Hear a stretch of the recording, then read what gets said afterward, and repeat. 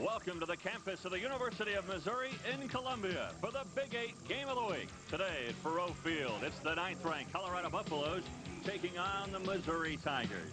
A pleasant good day, everyone. I'm Dave Armstrong, along with former Bengal Dave Lapham. And Dave, first of all, as we look at the Colorado Buffaloes, a team ranked 9th in the country with a record of 3-1-1. Boy, they've played a tough non-conference schedule. All of their opponents have been very tough. In fact, 4 of the 5 have been ranked in the top 25. And all 5 of their games have come down to the last 2 minutes. You know, a few breaks here and there. They could be 1-4. They could be 5-0.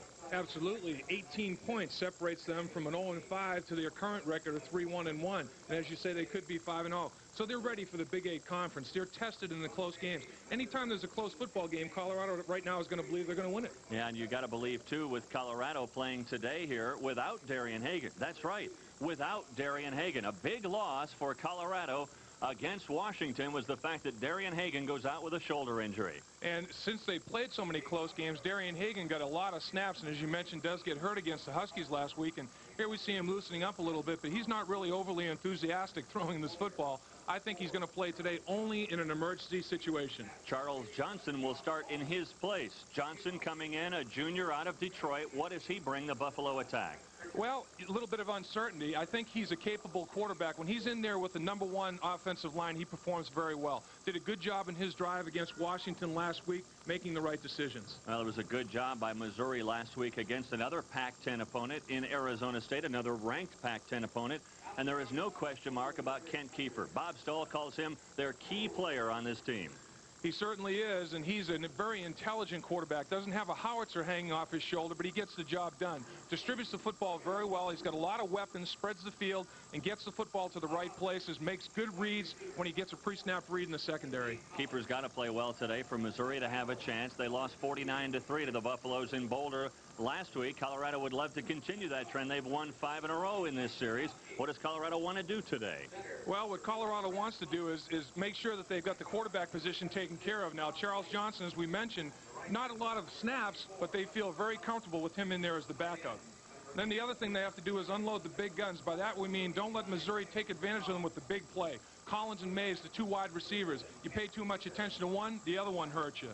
And then the final thing is Colorado wants to control the clock. When they've done that since 1985, when they've gone to a bone form of running attack, 32-2-1 when they control the clock. When the other team controls it, they're 10-19. Boy, that is really something. And I'll tell you, defensively, Colorado, they don't miss a step there. They've got a couple of H-boys left from Houston, and these guys can wreak some havoc. Oh, absolutely. And that's the one thing that Missouri really has to concern themselves with, is how they're going to pass protect against the H-boys. I mean, you've got 2 bookends on the outside that can pressure the quarterback. If you to one side, the other one's going to hurt you. Then the very next thing they have to concern themselves with is reduce the options.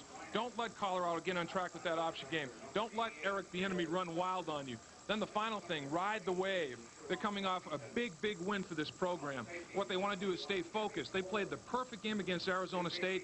They didn't have the turnover. They only had 3 penalties. If they can execute like that today, they'll be fine. And Tiger head coach Bob Stoll says Colorado's going to come in and test our manhood today. We'll come back. We'll see who will win the opening game of the Big 8 Conference for each of these teams when we come back to Faurot Field. It's the Missouri Tigers and the Colorado Buffaloes. I'm James Buster Douglas. I knocked out Mike Tyson, and I am the heavyweight champion of the world. Call me. On October 25th, James Buster Douglas defends his title against challenger Evander Holyfield. You can be there. Call now, 1-900-454-0001. Enter the James Buster Douglas Sweepstakes for an incredible trip to see the fight live in Las Vegas at the Mirage Hotel. Call 1-900-454-0001 now. I'll be talking to you. This fall, Big 8 college football explodes on Prime Network. All season, the nation's top teams square off. He's got some real estate in front of him. Touchdown. Colorado, Nebraska, and Oklahoma head a list of Big 8 powers fighting each week for pride and honor. Big 8 college football, Saturdays on Prime Network. Available on most Prime Network affiliates. They're fighters. Day in, day out, they endure grueling physical and mental preparation for the one-on-one challenge of boxing. It's their chance, their statement. It's time to go all out.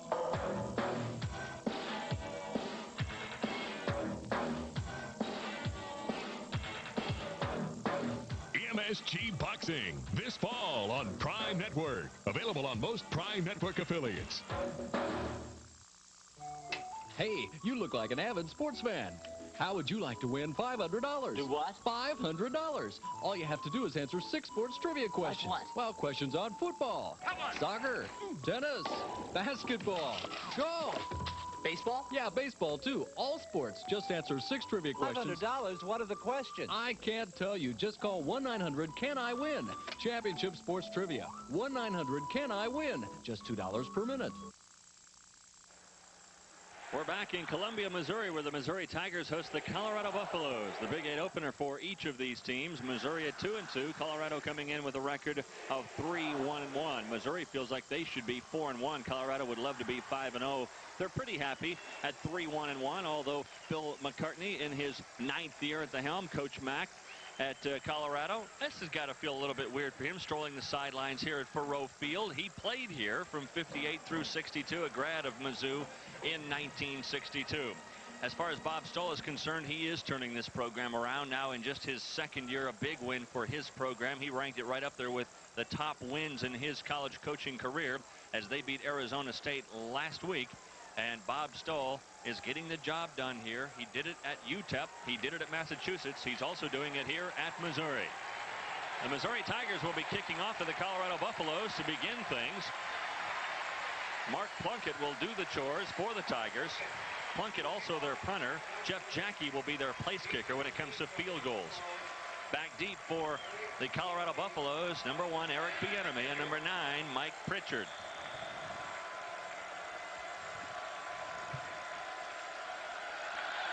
Plunkett will try to boom it out of there. Goes to Bieniemy, slips at the goal line. Ripped out of the 5.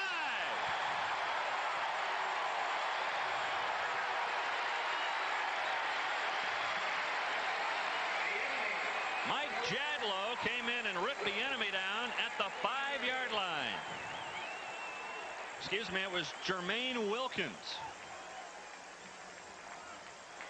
And the Colorado Buffaloes come on the attack. The Buffaloes being led by Charles Johnson, a junior who's played sparingly this year. A few plays against Tennessee, played in the 4th quarter against Washington last week. Johnson, though, is one of those guys that can come in and do the job. They say he's a clone of Darian Hagan. The give to Hemingway, not much doing there.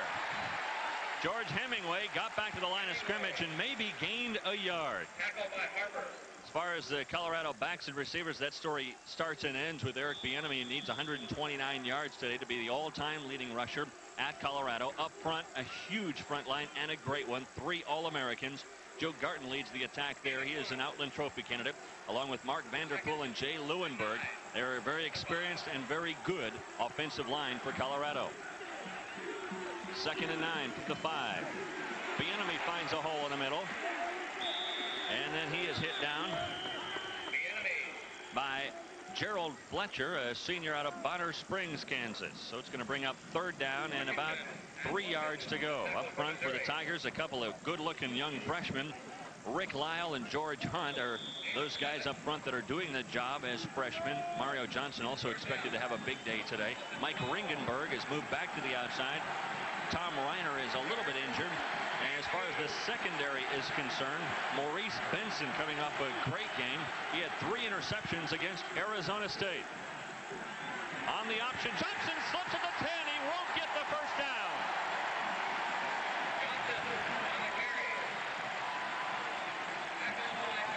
Dave, we have a story here. This Omni-Turf is not, the turf is not glued down as such. It's a sand base that holds the turf. It's very slick. Bieniemy slipped on the kickoff return. That time Johnson slipped on the option. It's a big advantage for Missouri. They're more familiar with this field than the opposition. Bruin, the best punter in the Big 8, one of the best in the country. Bruin gets it out of there. Into the wind. Benson has it inside of Colorado territory, and the Tigers have great field position to go on the attack at the Colorado 45-yard line. Well, the Missouri Tigers riding that wave of momentum that they felt against Arizona State. Ken Kiefer, we talked about him in the open. He has got to have a big day. He needs just 38 yards to move into third place in the all-time passing charts, past Steve Fizarkowitz. Kiefer, in just his second year as a junior college transfer out of Phoenix Junior College. Originally, he went to Arizona State, and what a big day that must have been for him to defeat ASU last week. Kiefer to throw on first down. He goes long distance. Oh, in and out of the hands. Damon Mays had it and dropped it, and Deon Figures was there defensively. Right, two best friends, roommates and best friends. Kiefer put the ball perfect. Oh, that's Damon Mays right now. He's saying he wants to find a hole in the turf and crawl in it. He catches that ball 99 times out of 100. All right, as far as the backfield for Missouri, they are mostly a pass-oriented team. Damon Mays, the guy that just missed that one, is one that will be the key target along with Lindsay Collins. Up front, Mike Badowski, a true freshman. We'll watch him closely today. He is going to be a great one at Mizzou. Keeper almost slips down, unloads it. It's close to a first down. They're going to mark it down at the 34-yard line. The pass completed to Sean Moore, the tailback coming out of the backfield. Dave McLuhan was there defensively. Well, the big key was to give pass protection to Kiefer, and watch, as we can see, great pass protection. Look at the pocket for him. He's got plenty of depth. He even slips and falls, is able to right himself and throw the ball on rhythm. Hats off to the offensive line here early. Both snaps, maximum pass protection. There has not been one bit of penetration by the Colorado Buffaloes. That's a first down for Missouri at the 34-yard line. First and 10 for Mizzou from the 34. Kiefer, the give to Moore. He is hit almost immediately by Chad Brown, the linebacker. Let's look at the Buffaloes defensively. And man, oh man, do they have a great defense at CU. Joel Steed at the nose guard. You got to watch out for him. And then if you stop him in the middle, look out for the guys on the outside. Alfred Williams already has 7 sacks this year. Canavas McGee will hit you from the other side if you get Williams. And then in the secondary, this might be the only question mark for CU. But Tim James is an experienced senior, and he is a great one at strong safety. Second down, 8 yards to go for Missouri at the 32. Wide open is Collins inside the 15 down to the 14. What you got to love right there is for the Missouri staff, Kiefer is looking totally confident right now, making quick reads, delivering the football on rhythm.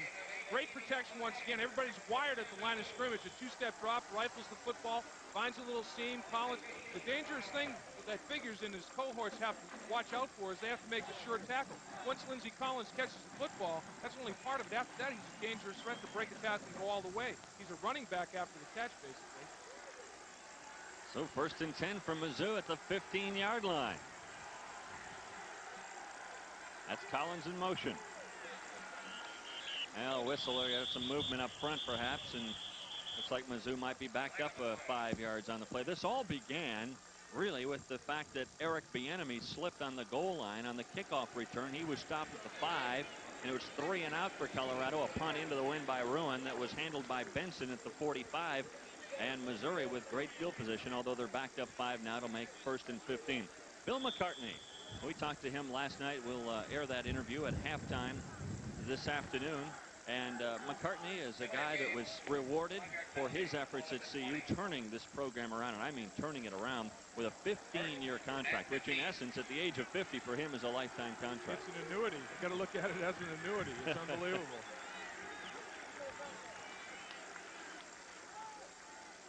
Kiefer being pressured from behind into the end zone. Touchdown!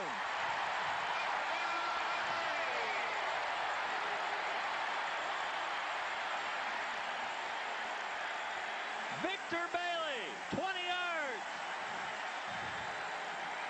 Dan Figures was beaten on the play.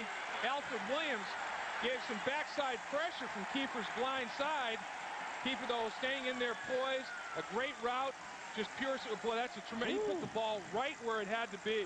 The only opportunity for the catch was by his offensive receiver. Absolutely no opportunity for Figures. That was a perfectly thrown ball. Kiefer's right now is exceptionally confident, Dave. Man, did you see Bailey blow by Figures?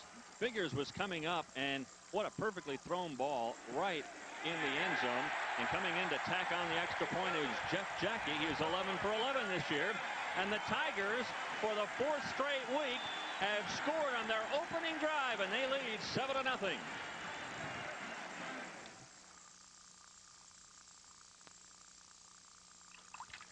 Oh, hey! You know, Super Bowl tickets are really tough to find. In fact, my brother-in-law used to say, hey, I'll get you some. He never delivered. This is what happened to him. Now, I know where you can get 24 Super Bowl tickets for $9.95. Come on, I'll show you. Here you are. 24 tickets to the biggest game in the NFL. The commemorative 25th anniversary Super Bowl Super Tickets poster. This is a collector's item. From the first game in 1967 to the 1991 ticket theme art, plus teams and scores from all the games. This one's mine, but you can get your own by calling the number that's on your screen. Talk about a great deal.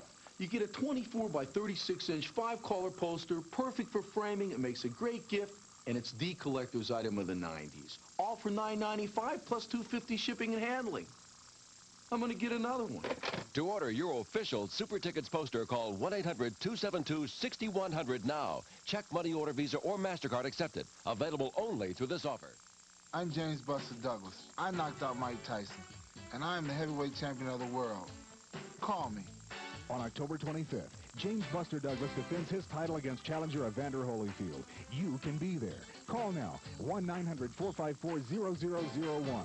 Enter the James Buster Douglas Sweepstakes for an incredible trip to see the fight live in Las Vegas at the Mirage Hotel. Call 1-900-454-0001 now. I'll be talking to you.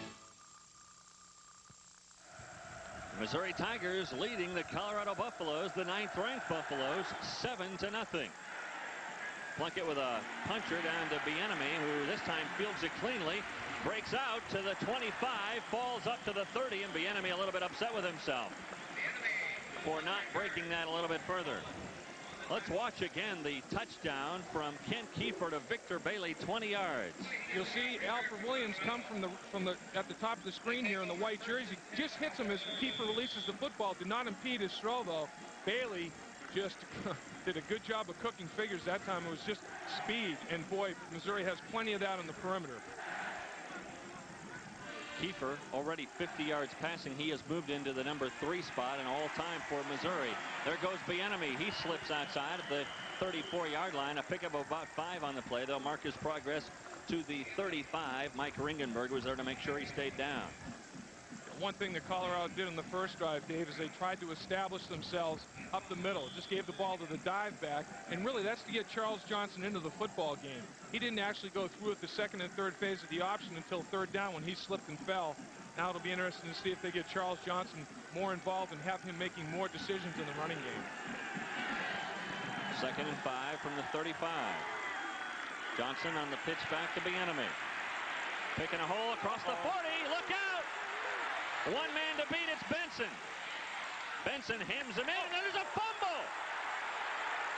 Missouri recovers in the end zone. They'll get it at the 20. Wow, Jermaine Wilkins covers it on a big hit from Maurice Benson.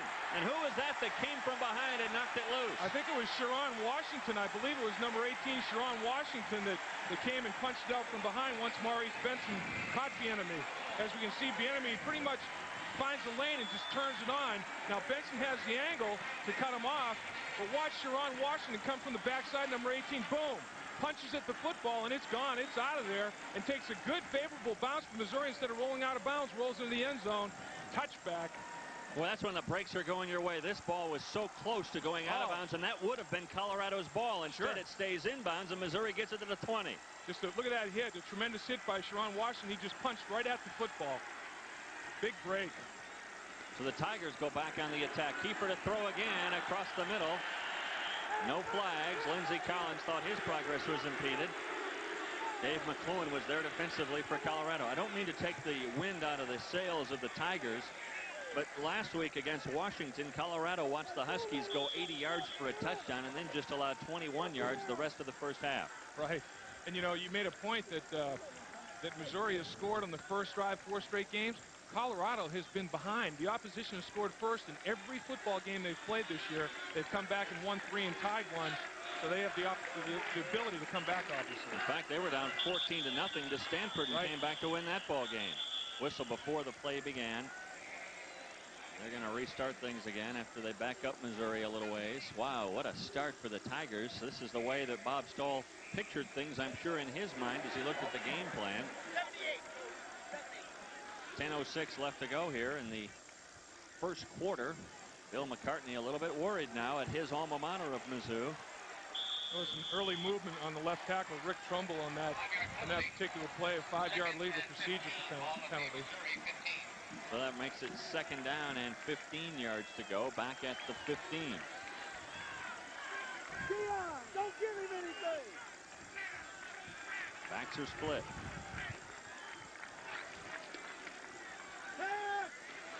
Keeper with time, wide open Collins across the 30 to the 32, a first down.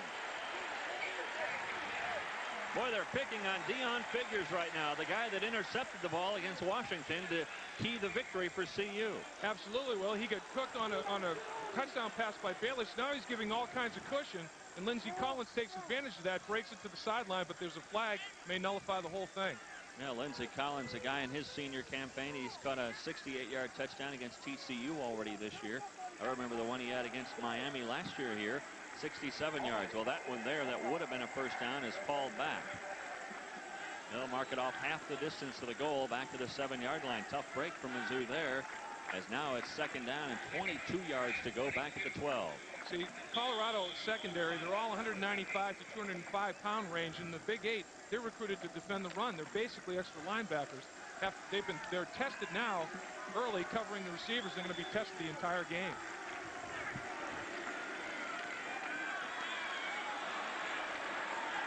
The give is to Ronald Cahill, who is back in. He played some against Arizona State last week. He is still suffering a little bit from an injury right now. Cahill goes nowhere. In fact, he probably lost a couple of yards on the play. Alfred Williams, the big outside linebacker, one of the Lombardi Trophy candidates, one of 3 on this Buffalo team. And now it's 3rd and 23. Sorry, Dave. Missouri does have trouble running the football. Normally, when you throw the ball as much as they do, it's hard to make the switch from pass protection to run blocking. They're averaging less than 3 yards a carry. They'd like to be able to run the ball to complement that passing attack. Not a good percentage for Colorado opponents. On 3rd and 7 or more, their opponents have only made it 17% of the time, and Missouri will become another one of those statistics as they fall far short, and they're going to have to punt it away. Greg Beekert makes the stop there for the Buffs on Michael Jones, and this drive goes nowhere. In fact, it backs up about 15 yards, and they're going to have to punt it away. Mark Plunkett from his own end zone. Playing it conservatively, don't want to put the ball up and risk a turnover at this field position. With the wind at his back. Oh, he gets a boomer. Backs McClellan all the way up to his 40. Hit at his 43. 8:36 to go in the first quarter. Mizzou by 7. I'm James Buster Douglas. I knocked out Mike Tyson, and I am the heavyweight champion of the world. Call me. On October 25th, James Buster Douglas defends his title against challenger Evander Holyfield. You can be there. Call now, 1-900-454-0001. Enter the James Buster Douglas Sweepstakes for an incredible trip to see the fight live in Las Vegas at the Mirage Hotel. Call 1-900-454-0001 now. I'll be talking to you. Charles Johnson brings the Buffaloes back on the attack. Here comes Bieniemy again, breaking outside. Look out, he ran 65 yards his last time and fumbled. Then he fumbles it again, but the whistle blew. Sharon Washington and Jermaine Wilkins combine on the stop.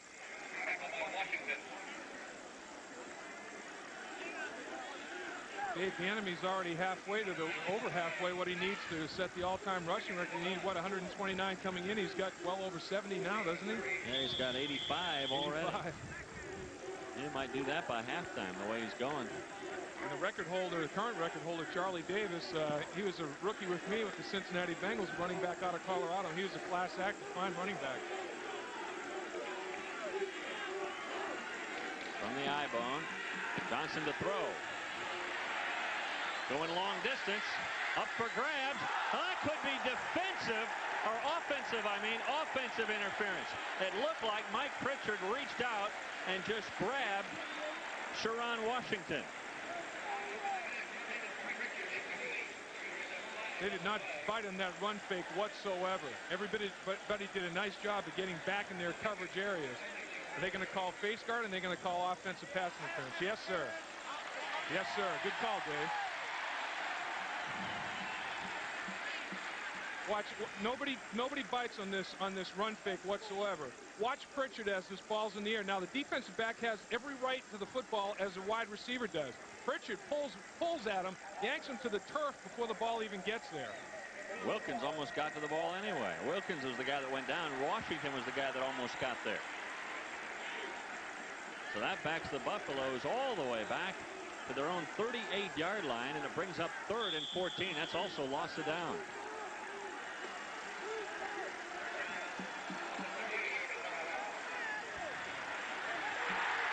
Hit behind the line of scrimmage by George Hanna's Bieniemy. Let's see, I think Mizzou might have had too many guys on the field. I was watching Ringenberg streaking for the sidelines. He was. He had the Super Jets on trying to make it to the sideline, but he didn't. And both officials, there's a lot of laundry out there in the field. 2 officials counted heads, and Ringenberg, he didn't do much to try to hide himself. He was pretty obvious as he streaked off the field. That's exactly the call. Too many men on the field for the Tigers, and boy, these are the kind of things you just cannot do if you hope to upset a top 10 team. Well, Missouri on their prior offensive drive, a nice completion. Lindsay Collins nullified by holding that put them back in the hole. And here you've got a 3rd and long situation, and you make the play, but you have 12 men in the field, so you let Colorado reload. And as you say, against a team like Colorado, you can't give too many second opportunities. Johnson looking over the sidelines for help on this 3rd and 10 play. Clock running with 7.5 minutes to go in the first quarter.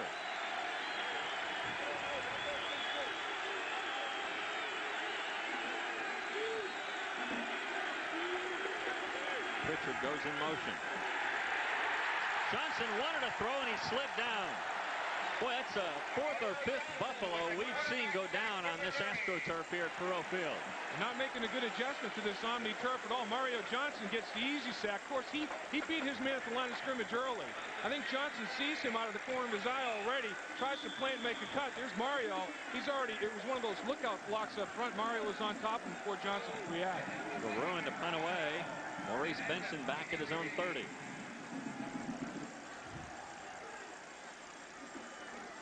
A one-hopper to Ruin. Boy, Leach almost got in there to block it, and a shank job by Ruin. They're going to mark this one back into Colorado territory all the way at the 46-yard line. That might be the worst punt in Tom Ruin's career. It's about a 12 or 13-yard punt. That'll do no good for the gross average for the All-American or the net. That'll definitely hurt. Guy averaging 43 yards a kick, and, well, give him credit just to get it off. He knew Leach was streaking in from the left side, and he also knew that he had to try to catch a one-hopper. He did a good job. Fielded it like a shortstop, sure-handed. So the Tigers with great field position for the 2nd time in this first quarter. Keeper with time goes long distance again. Streaking for it is Collins, and he just couldn't catch up with it. Boy, give the Tigers credit, though. They're pulling out all the stops in this one.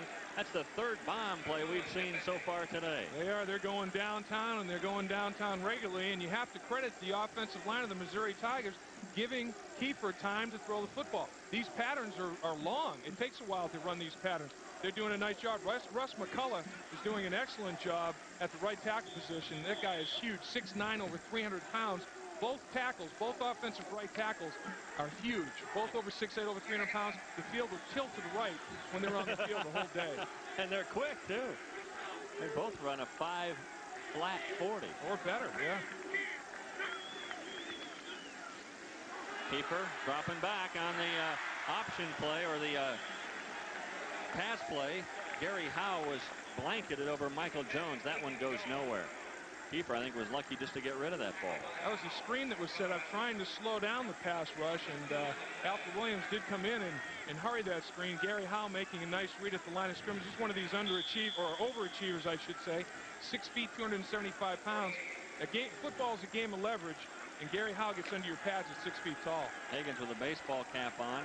He isn't playing right now. Will he if this Missouri attack continues? Although Missouri has sputtered here a little bit.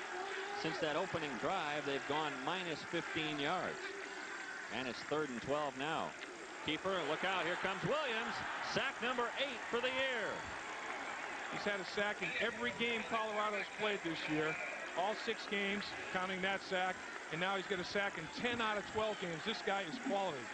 That's the 30th sack of his career. Just a big-time football player. Once again to the blind side of keeper. Never really sees Williams come and fights off a block. Just tremendous speed, great athletic ability. This guy's a talent. Number 1 pick. Plunkett with another boomer. McLuhan back at his 13. McLuhan streaks outside. He's got the whole sideline. Cuts it back in at the 50-yard line. 37-yard return. Missouri still leads 7-0. This fall, Big 8 college football explodes on Prime Network.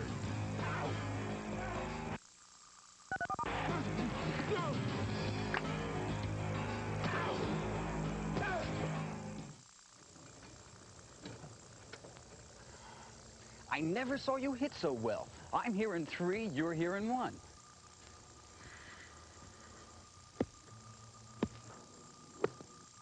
Ah, Bill. How'd you do, Jack? In 3, out in 3. What are you doing? You're playing your best golf, and every time I look up, you're staring at TV. Saturday cartoons make you so good? It's a special Golf Digest instructional video. The Golf Digest schools pulled 10 instant golf lessons from their 10-cassette collection. Graphics, instruction, real professional advice, 10 instant lessons? A half hour of the best stuff for a golfer. It's priceless. It's free. Free? With my subscription to Golf Digest. Get a full year of Golf Digest for $19.77. Call 800-453-4300 now and get our free half-hour instructional video with your paid subscription. Call 800-453-4300 now. The great spirit of the Old West comes alive in a cutting horse competition that has no equal. The World Series of Cutting Horses, live at 3 Eastern, Sunday, October 28th on Prime Network. Available on most Prime affiliates. Well, Charles Johnson will lead Colorado on the attack again. He's talking to his quarterback coach right now, and I'm sure he's getting a lot of advice. Gary Barnett talking to him, and Darian Hagan is right there as well. You see him in the background with a baseball cap on. And I know that he wants Johnson to succeed as well with that shoulder injury that he has. They call it a shoulder sprain for Hagan. He doesn't want to play today if he doesn't have to. He will if he has to, but they're telling us that if Johnson goes down, Vance Joseph is the backup, and he is a true freshman. Now, that may change that whole game plan if Colorado goes down by 14 or 21 or something like that. But Hagan for now with the baseball cap on and the uniform on but the helmet off. Pitch back to Bieniemy. He waits for his blockers and then goes up for about 8 or 9 yards up to the 41-yard line. Good call, Dave. That's exactly what Bieniemy did. He let George Hemingway make the block. Watch Bieniemy choke it down a little bit. Watch George Hemingway, number 22 in the white, lead him upfield. Bieniemy chokes it down. Hemingway knocks his man, pancakes his man. Bieniemy then makes the cutoff of that block. Very good patience by the running back. 2nd down and 2. Rico Smith in motion. Give to Hemingway straight through the middle. That's a 1st down and more up to the 32.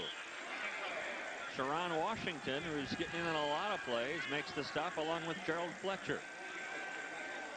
Well, you've got a situation in any kind of a bone situation. If you can go north and south with the fullback, you're dominating the line of scrimmage. A gaping hole for Hemingway, and that sets up a pressure point. Missouri now will have to close it in to stop that inside running game. Then all of a sudden, your outside pitches, your options become a lot more effective. If you can increase the defense up the middle and the bone, you're in good shape. The Buffaloes have run it 9 times. They've tried to pass once. That didn't make it. And they run it 10 times now as Bieniemy goes up the gut, stopped by Rob Harper. Oh, we got two teams that approach the offensive game of football very differently. Colorado's 15th in the nation running the football, averaging over 244 yards a game. Missouri's averaging over 287 yards a game passing. That's good for number 12 in the country. And they're both doing a good job this afternoon. Coach Mack looking over at second down and 7. Bienieme's already got 98 yards today. Pitch back to Eric. That'll put him over 100 and more. Eric looking for the end zone. Touchdown! Boy, just a tremendous block thrown once again by George Hemingway. Maybe we'll get a look at it. Just cuts an inside linebacker right down to the turf and cleared the way for Eric Bieniemy to get a nice running lane, and he took advantage of it. Watch number 22 in the white once again. It's a power I formation. And, boy, look at that block. Just pancakes, just knocks number 47 from Missouri to the turf, Ringenberg, and Bieniemy takes advantage of that little seam, and the next thing you know, he's in the end zone celebrating. Eric Bieniemy has also, with that, not only gone over 100 yards, but he has passed none other than Byron Whizzer White to move into the number 2 all-time scoring in Colorado history. And coming in for the extra point is Jim Harper, and we are tied at 7 all. Eric Bieniemy over 100 yards rushing already today. We've got him unofficially at 127, a 29-yard touchdown run for number 1, Eric Bieniemy. Well, his next carry should give him the record, the rushing record. And as you mentioned, he's closing in on that scoring record. Or did he just surpass Byron Whizzer White? Just went past Byron Whizzer into second place in the all-time charts. Place. I wonder if he'll also go into the Supreme Court. Yeah, that'd be a nice little standard to follow all the way through. Let's watch the 29-yard touchdown run one more time. Once again, hopefully we can get the block. Yeah, there it is right there. Look at the block that Hemingway threw to spring Bieniemy. And then his talent takes over from there. A nice little move. Tried to strip the ball again. Bieniemy fumbled from behind earlier. Tried to hammer at that football once again, but unsuccessfully that time. Bieniemy, who missed the opening game against Tennessee, a one-game suspension. Well, he's been nothing short of phenomenal since that time. Bieniemy today has averaged 18 yards a carry. He's averaging 129.5 yards per game. He's close to that already today.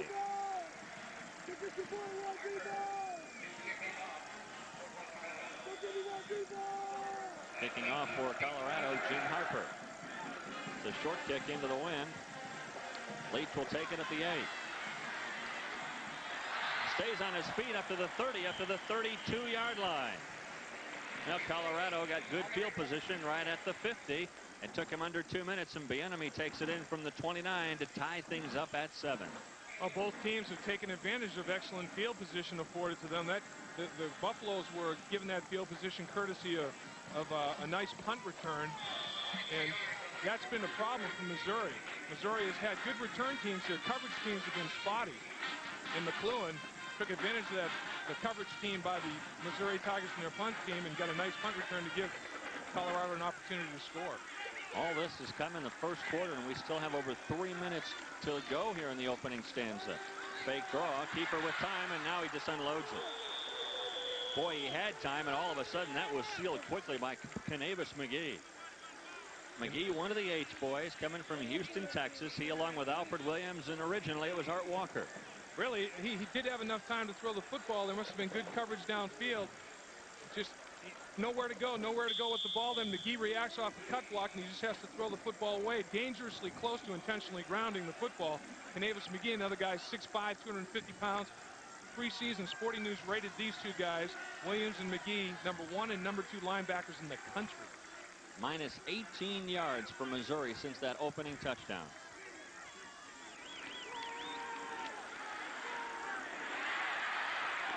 Michael Jones has it out of the backfield.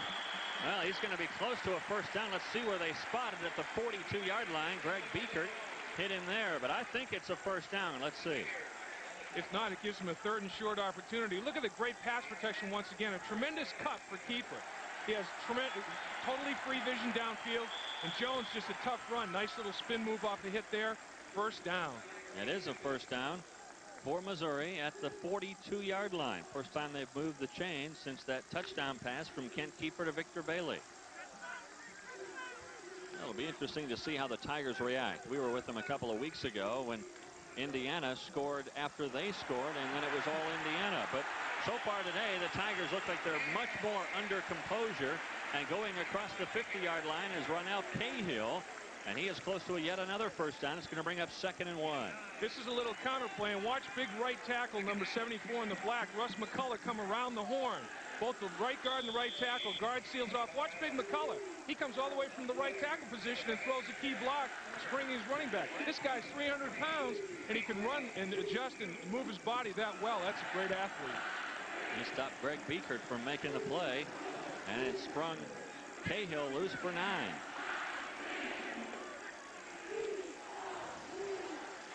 Draw play again, and streaking forward is Mays. Touchdown!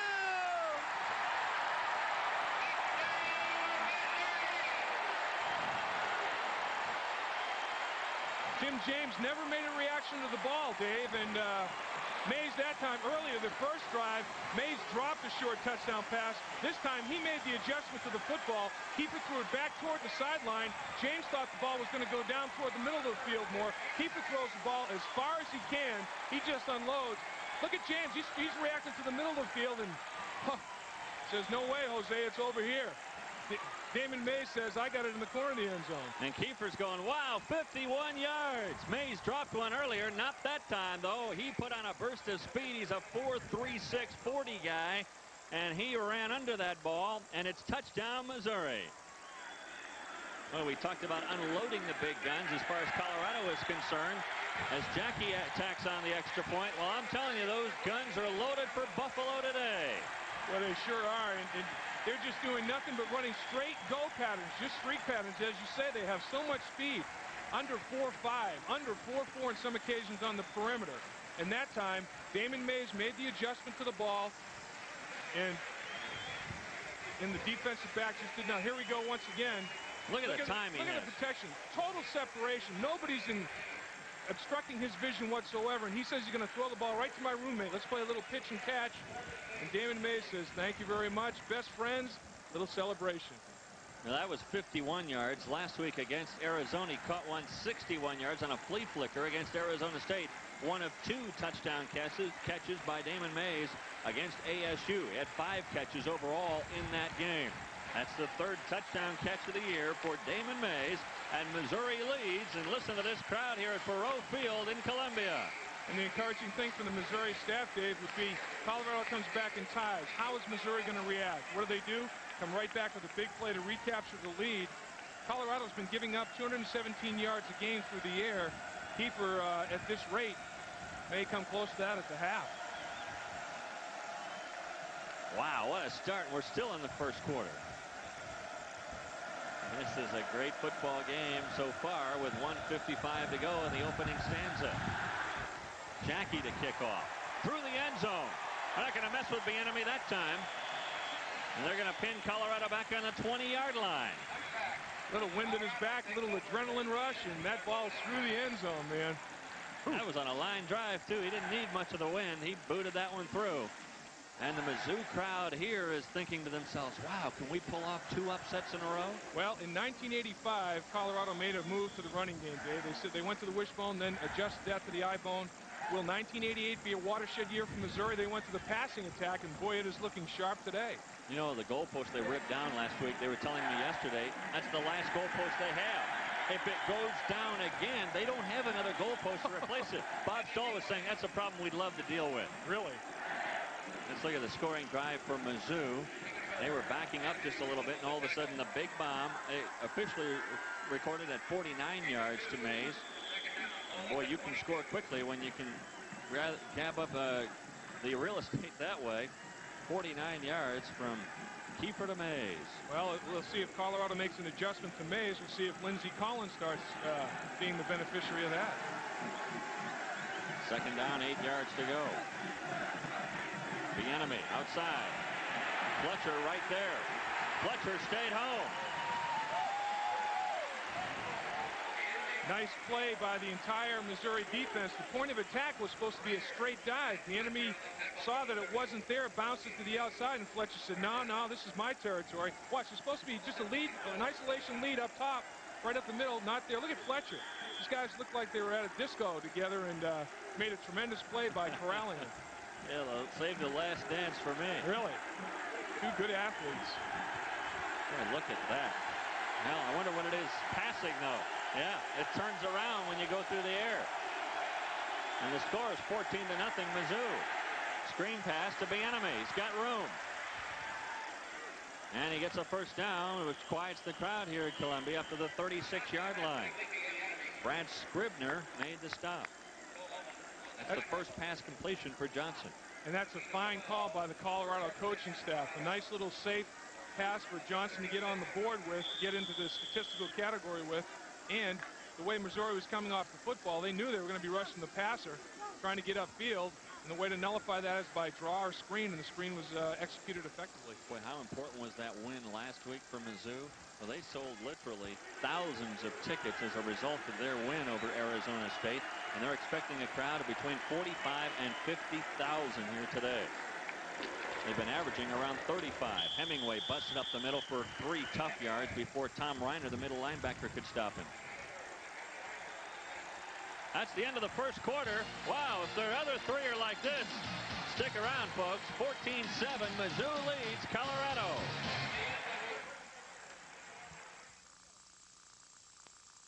I'm Mike Tyson, and I'm the heavyweight champion of the world. Call me. On October 25th, 1990, James Buster Douglas, heavyweight champion of the world, will defend his title against challenger Evander Holyfield. You can be there. Call now, 1-900-454-0001. Enter the James Buster Douglas World Championship Sweepstakes. 2 lucky fans will win an incredible trip to Las Vegas to see the fight live at the Mirage and meet James Buster Douglas in person. Call 1-900-454-0001. Every 50th caller who registers receives a free Buster Douglas t-shirt. Buster will also personally call one entrant each week.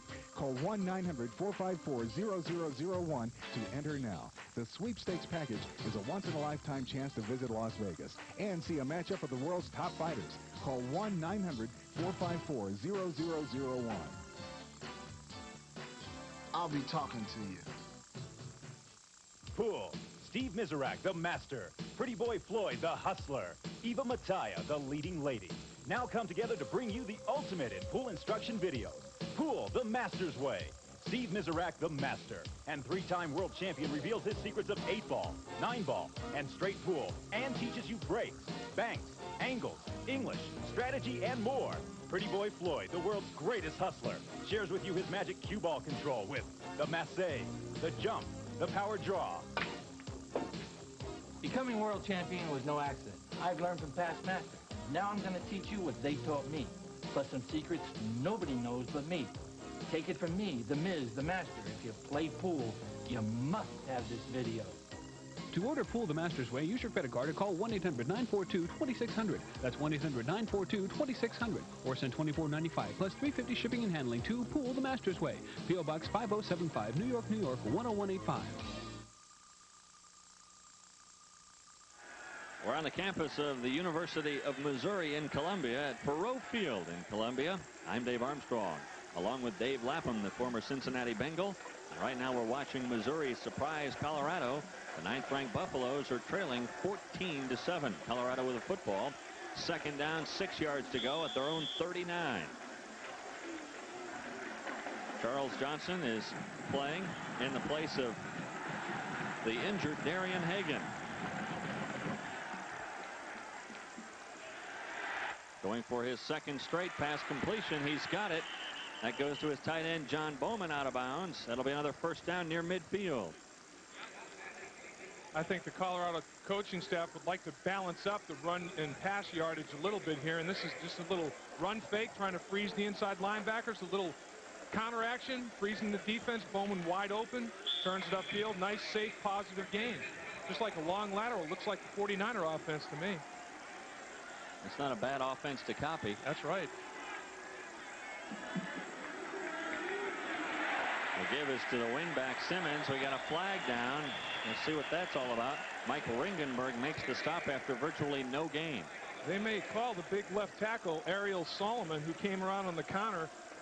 They may call him for illegal use of hands. Yes, they did. A little holding call against Colorado. He came from his left tackle position, pulled the lead to play all the way around the right side, and and reached out and touched someone. Maybe put a little... Watch him, number 76. 76 in the white. Watch him. He'll come into your screen. Watch. Just wraps him up. Well, I don't know. That's an awful cheap. That looked like a pretty good hit pancake to me. I didn't see any illegal use of hands there. A pancake. There you go. That's a waffle belly where you get knocked on your ground. The guy runs up your stomach with his cleats and leaves waffle marks on you. Well, it backs him up 10 yards. And you see what Colorado and Missouri last week against Arizona State. Mizzou only had 3 penalties the whole game. This one against Colorado makes it 1st and 20 back at the 39. Bieniemy. He goes straight forward for about 4 or 5. That's about it. Mike Ringenberg making the stop. Bieniemy now with 133 yards. And for Bieniemy, he is the all-time leading rusher now in Colorado history. Coach Mack, who was, as we talked about, given that 15-year contract, what great security that is for he and his family and his assistant coaches as well. I know they've got a job in Boulder for a long time. That's a good point. 2nd down, 16 to go. Johnson slips down again. Well, if Colorado brought 2 sets of turf shoes, they better make a change at the half and go to the with more spikes, more cleats to dig into this turf, because they are having real problems. Here, Charles Johnson out in the flank tries to make a cut, and down he goes. That's about the 4th or 5th key slip that they've had trying to make an adjustment. You talked about it being a sandy type surface. Exactly. Rather than adhesive holding the turf, it's just a sand base, and there is a little bit of movement on the turf, and it can get slick from time to time. Better for the knees that way, though. Yes, exactly. Johnson to throw. Being pressured out of the pocket. Fires it across the middle. Incomplete. Pass intended for Mike Pritchard. And Colorado brings the punting unit out. Well, it's a good idea trying to get the ball in Pritchard's hands. He's the guy that played tailback against Tennessee and rushed for 217 yards. For his career, every time he touches the ball, it's a 16-yard gain for Colorado from an all-purpose standpoint, running, returning kicks, and catching passes. They should try to get him involved. Yeah, not a bad average at all. Ruin now with the wind at his back, and he's thankful about that and hoping that he doesn't have one bounce to him this time. Mizzou's got 10 guys up on the line of scrimmage. Here they come! Ruin sidestepped the rush and got away a boomer to the 15. How he did that might be one of the key plays of the game.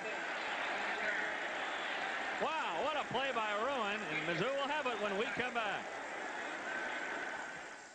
I'm James Buster Douglas. I knocked out Mike Tyson, and I am the heavyweight champion of the world. Call me. On October 25th, 1990, James Buster Douglas, heavyweight champion of the world, will defend his title against challenger Evander Holyfield. You can be there. Call now, 1-900-454-0001. Enter the James Buster Douglas World Championship Sweepstakes. 2 lucky fans will win an incredible trip to Las Vegas to see the fight live at the Mirage Hotel and meet James Buster Douglas in person. Call 1-900-454-0001. Every 50th caller who registers receives a free Buster Douglas t-shirt. Buster will also personally call one entrant each week. Call 1-900-454-0001 to enter now. The sweepstakes package is a once-in-a-lifetime chance to visit Las Vegas and see a matchup of the world's top fighters. Call 1-900-454-0001. I'll be talking to you. California. Arizona State. 2 division rivals dig in for a Pac-10 showdown on Prime Network. California. Brian Triggs leads a mighty Gold Coast attack that's ready to roll. But Arizona State has other plans. Pac-10 college football. Live at 6:30 Eastern, Saturday, October 13th on Prime Network. Available on most Prime Network affiliates. Keeper brings the Tigers back on the attack. They try a run play to start things off. Colorado saying, wait a minute, we stripped it away from Sean Moore, but the ball was down after a gain of 4. It'll be 2nd down and 6. Watch the play again by Tom Ruin, the punter. Here comes Jadlow. How he doesn't get this. What is that composure or what? Boy, that's just a heady play by a punter. And then not only avoiding it, but to get off the kick that he got off in about a step and a half. He's got tremendous leg strength. 41 yards on that punt. Jeez. And they go on the ground, this time to Cahill. He goes nowhere, loss of 1. It's going to bring up 3rd down and 6. Or was that Moore? That was Sean Moore. Joel Steed, he's the horse in the middle. Another guy that's built like a shot put with legs. I mean, he's like 6'2", 280 pounds. And as an offensive lineman, I can tell you, it's hard to get underneath that guy's pads. You have to come off the ball in your kneecaps. You see the consistency on this defense for Colorado. In fact, their starters have started each and every game so far this year. For you, no injuries there. And Steed, you talked about him being so big. He's lost 15 pounds since he got on campus. Jones again, another 1st down. They move the chains. Keeper hitting those high percentage passes. Well, why not? He's a 66% passer this year for Mizzou. Great scheme. Watch this. It's a quarterback naked. The play, everything goes to the right except the quarterback. He says, nah, I got the ball. I'm going to go to the left. Just a great call. There's Jones out in the flat. Just real powerful, 200-plus pounds, can run a 4.5 40. Tremendous call by the Missouri coaching staff. Quarterback naked, executed perfectly. 32-yard line now for Mizzou, 1st and 10. Pitch back to Moore. He runs away from Pritchard and gets it across the 35 up to the 36-yard line. Nice gain on 1st down. Interesting thing going on here now, Dave. Well, now here we go, making some turf shoe changes because of the Omni turf that we're speaking of. Colorado says that's enough of this. We've seen too many guys going down. Let's put on a different pair of spikes and see if we can get something done and stay on our feet. Interesting, those weren't already laced up. Yeah. You guys got to spend time lacing them as they go. When we made a trip, when I played football, you always bring 2, sometimes 3 pairs of turf with different configurations on the bottom to give you different traction. In and out of the hands of David Frisch, a backup tight end.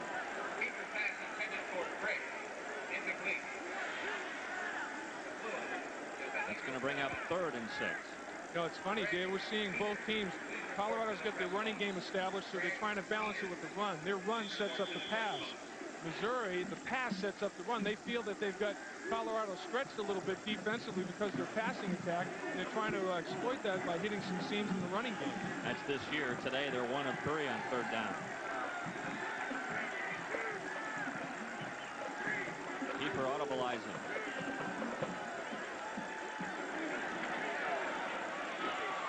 Gets it away to Damon Mays, who had slipped down. Mays was hit hard by McLuhan as the ball got there. It'll go as an incompletion. Mays probably had thought he had a complaint that McLuhan got there before the ball did, but it looked like it was timed up pretty well. Cornerback blitz off the quarterback's front side. Well timed, McLuhan on Mays. Eric Hamilton came in from the corner position to put the pressure on Keeper. And now McLuhan goes back to wait for the punt of Mark Plunkett. He's had a good day punting so far. And another good one. McLuhan signaling for a fair catch at his 20-yard line. 10:39 to go here in the 2nd quarter. A 44-yard punt into the wind, and Darian Hagan remains seated on the Buffalo sidelines with his team trailing 14-7. That's a motivation for Missouri. I think that they realized they came out in the field not knowing if Darian Hagan was going to play or not. Seeing that Darian Hagan was on the sideline, said now's the time to strike while the iron's hot. Let's see if we can get something on the board early. If we can get an early lead, maybe he will have to play. Injured. And they did. They've done exactly that. Missouri got the early lead in this football game. See, those shoes they were lacing up, were those for the quarterback, Charles Johnson? I wonder. Johnson was the guy that was having the most trouble in slipping down on this turf. Bieniemy has gone down a couple times. Johnson has. McLuhan did on the punt return. It's been tough on them. Well, you see what Colorado can do in that 3rd quarter. Boy, they really turn on the afterburners in that 3rd stanza. In fact, this year in that 3rd quarter, you talk about production, not only in that game, but they have done that throughout their last 4 or 5 games. The 3rd quarter belongs to Colorado. Right now, though, the first half belonging to that fellow and the Mizzou Tigers, as MU leads CU 14-7. Missouri has outscored their opposition by 34 points in the first half and then have been outscored in the second half by 30. Just the reverse for Colorado. They've been outscored by 10 points in the first half, outscored the opposition by 26 in the second. Coach Mack, we talked to him last night. He's got a bad case of the stomach flu, and he's got to be even feeling worse right now. Well, first it was Fletcher, then Hunt. Johnson got in there as well, and Rick Lyle. They had a team meeting back on Charles Johnson. Boy, they most definitely did, and well, everybody just meets the quarterback. Little play action fake once again. Everybody gets off there, blocks very well, and here it caves in on Johnson. And that's been a big story for Missouri. You know, last year they only had 13 sacks. That's their 15th sack this season. It's only in the fifth game. So they've already superseded last year's sack total. Putting the pressure on the opposition. That's a loss of 2. Back to the 18. It is 2nd and 12. On the option. There goes Johnson down again, and I've noticed he's still got the low tops on. They were lacing up a pair of high tops, so those shoes were not for him, or at least they didn't get them laced up in time. I wonder if they're for Bieniemy. I wonder if he was having some trouble. See if we can see if they might be for him.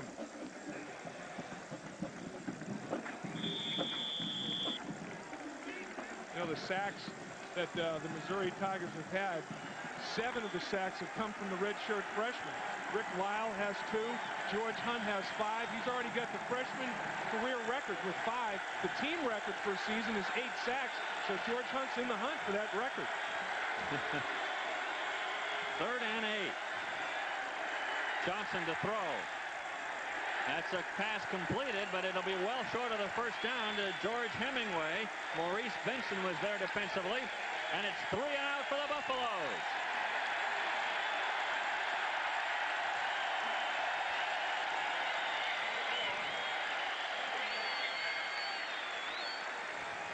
And again, Tom Ruin looks at the Missouri Tigers, who have 10 up on the line of scrimmage.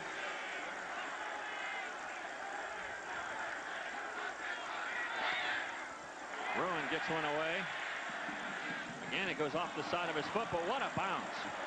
It bounces away from Benson, and with about a 25-yard bounce, it goes all the way down to the 12-yard line.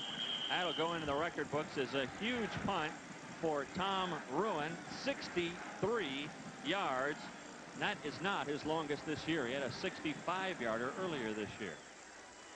Well, that really pins Bob Stoll and the Missouri Tigers back in a hole at their own 11-yard line. Absolutely. What this does is it just limits your playbook. Here you are backed up. You don't want to have a turnover.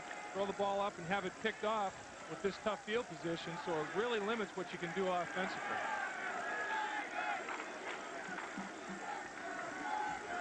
Give is to Cahill. Not much doing there. He runs into his own line and falls forward for just a couple. Marcellus Elder was there defensively, first of all, for the Buffaloes. Gain of maybe 1, 2nd and 9. And of course, that's the Colorado defensive strength, is shutting down that running game. They're only allowing 117 yards rushing per game, which is 2nd in the Big 8 coming into Big 8 action, but I think they're even better than that. They've played some quality football teams. Tennessee can run the football. And again, we watch Hagan as he kind of just shadows Charles Johnson, trying to give him some advice and some encouragement, I'm sure. Johnson's got to be frustrated slipping down so often. Keeper with a quick drop. Has time, gets it off. Mays doing a little dance over there at the 15, gets it up to the 17.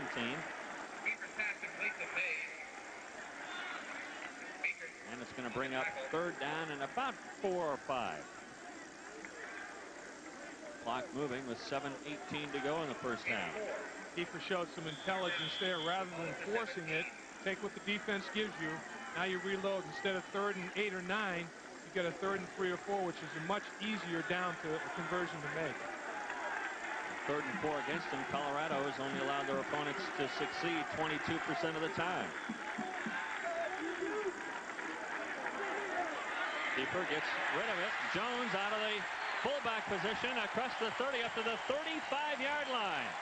Well, that play has worked repeatedly for the Tigers today. Oh, Bruton and Jones, they both kind of flooded a zone. And Colorado lost track of Jones. They paid so much attention to Bruton, the big tight end. Once again, very, very adequate pass protection, giving keeper all kinds of time. Colorado doubled up on Bruton and let Jones go. Thing about it, Dave, too, is keeper is so smart. He really spreads the ball around. There are times when 9 or 10 different guys touch the ball from a receiver position as far as Missouri is concerned. Really, 8 receivers have 5 or more catches in the first 4 ball games. 9 of 14 for 141 yards now for keeper, and he goes long distance again. A jump ball. Wow! Did Dion Figures get airborne along with Lindsay Collins? That reminded a lot of Buffalo fans, I'm sure, of that interception by Figures in the end zone against Washington last week. And Alfred Williams gets the hit on Kiefer. He's hit him now 2 consecutive pass plays and really hinders. No follow-through. Watch, he has to short arm because Alfred Williams is right there. The ball hangs up in the air. Boy, that's fortunate that it was not picked off by Figures. Figures, nice hang time. Looked like a young Michael Jordan up there to knock that ball down. 2nd down and 10 from the 35. Draw play. Jones. I'm telling you, McGee almost ripped his pants off. Once again, I'm not sure we can show this. This is almost X-rated. What's that new rating? PG-17. If you're not 17 or younger, you can't see this. But this is a smart call. Once again, 2nd and long, go to the draw play. Look at the power Jones exhibits there. You're right, boy. McGee grabs that hip pad and almost rips it out of his uniform. But what they do, put themselves in a 3rd and 2 rather than a 3rd and 8 and 9 by getting part of that yardage necessary on a draw play. Great call. Parental guidance is suggested. Exactly. Keeper on 3rd and 2. Wide open is Jones again across midfield. Chad Brown stops him, but Jones has become the leading receiver for the Tigers, at least with the amount of catches that he's had today. And this is an area that Missouri thought they could exploit, right over the middle between the linebackers and the secondary. And watch Jones just runs a little curl pattern over the middle, lowers his shoulder, gets 3 or 4 extra yards. As I said before, over 220 pounds. It runs better than a 4.5 40. That's physically impressive. 5 catches now for Jones for 49 yards. 1st and 10 for Mizzou inside Colorado territory at the 20 or the 48-yard line. Cahill is absolutely lowered by Gary Howe. I saw somebody's helmet go flying in there. It looked like a Buffalo. Joel Steed lost his hat. Well, there's some hitting going on up in the middle. Steed, as he works his way down the legs of the running back, the face mask just lifts up and lifts his helmet right off his head. There's our underachiever. Once again, Gary Howe right in the middle of the action. Now we see Chip undressed for the first time. Chip's got to be hot. Looked like his sneakers were starting to fall apart. Draw play again. There is Lithicum, who catches it behind the line of scrimmage and then puts it up across the 45-yard line. Let's see where they mark it, though. Lithicum turns 23 today. It's his first catch of the afternoon. A gain of a couple up to the 46. It's going to bring up 3rd down and 8 yards to go. And Biechert had man-to-man coverage on that play because Colorado blitzed. Biechert was locked in on the tight end and did a good job of making the read and making the short tackle. 4 minutes to go in the first half. Big 3rd down play for Missouri. Here comes the rush. Keeper avoids it. Now we might have a holding call. Jones again, another 1st down, but let's see what the flag is about. I think you're exactly right, Dave. The umpire threw the flag right away, right in the middle of the offensive line.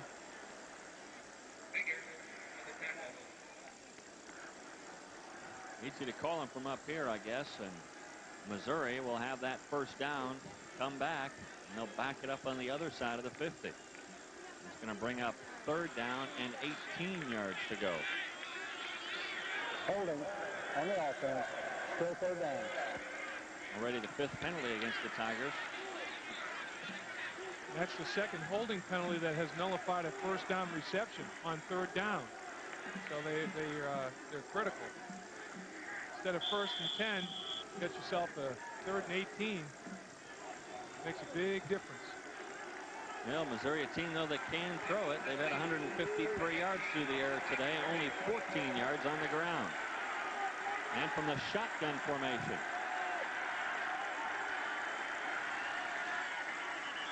Well, this might either take him too much time or now the crowd wants a penalty against Colorado. The whistles blew, and, man, they really manhandled Kiefer. The H-boys let down the H-bomb on that one. Yeah, they met at the quarterback and wanted to definitely let Kiefer know that they were there. But the play was blown dead. I think Missouri, somebody up front, moved a little bit prematurely, trying to get an angle to intersect the H-boys and keep them away from the quarterback. Dead ball, false start, offense. No, while they sort this out, we're going to step aside very quickly. 3:26 to go in the first half. Mizzou by 7. I'm James Buster Douglas. I knocked out Mike Tyson, and I am the heavyweight champion of the world. Call me. On October 25th, James Buster Douglas defends his title against challenger Evander Holyfield. You can be there. Call now, 1-900-454-0001. Enter the James Buster Douglas Sweepstakes for an incredible trip to see the fight live in Las Vegas at the Mirage Hotel. Call 1-900-454-0001 now. I'll be talking to you. There's Charles Johnson of the Colorado Buffaloes. He has had a rough afternoon so far here at Columbia, struggling on the AstroTurf of Faurot Field. Mizzou's not struggling except right now, where it's 3rd and 23. There goes Cahill, and he slips down right at midfield. He might not have gotten much farther anyway. He looked like he was putting on the brakes to shift gears, and he goes down at midfield, and the punting unit comes out for the Tigers. I like the call by Missouri, though. 3rd and 23. Colorado's got their nickel defense, and you break the line of scrimmage, you're into the secondary. There are no linebackers. They get the extra DBs in there, and they got the ball all close to midfield. Plunkett at his own 35. Gets away a low kick. McLuhan steps up. Fair catch at the 19. Well, Colorado has it at the 19. They've got 81 yards to go, and under 3 minutes, 2 minutes and 47 seconds is all that remains in the first half, and Colorado trails by 7.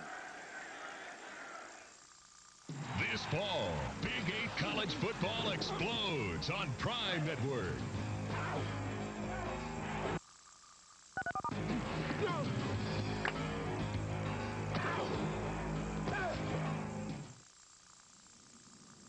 Well, I started on pot about a year ago,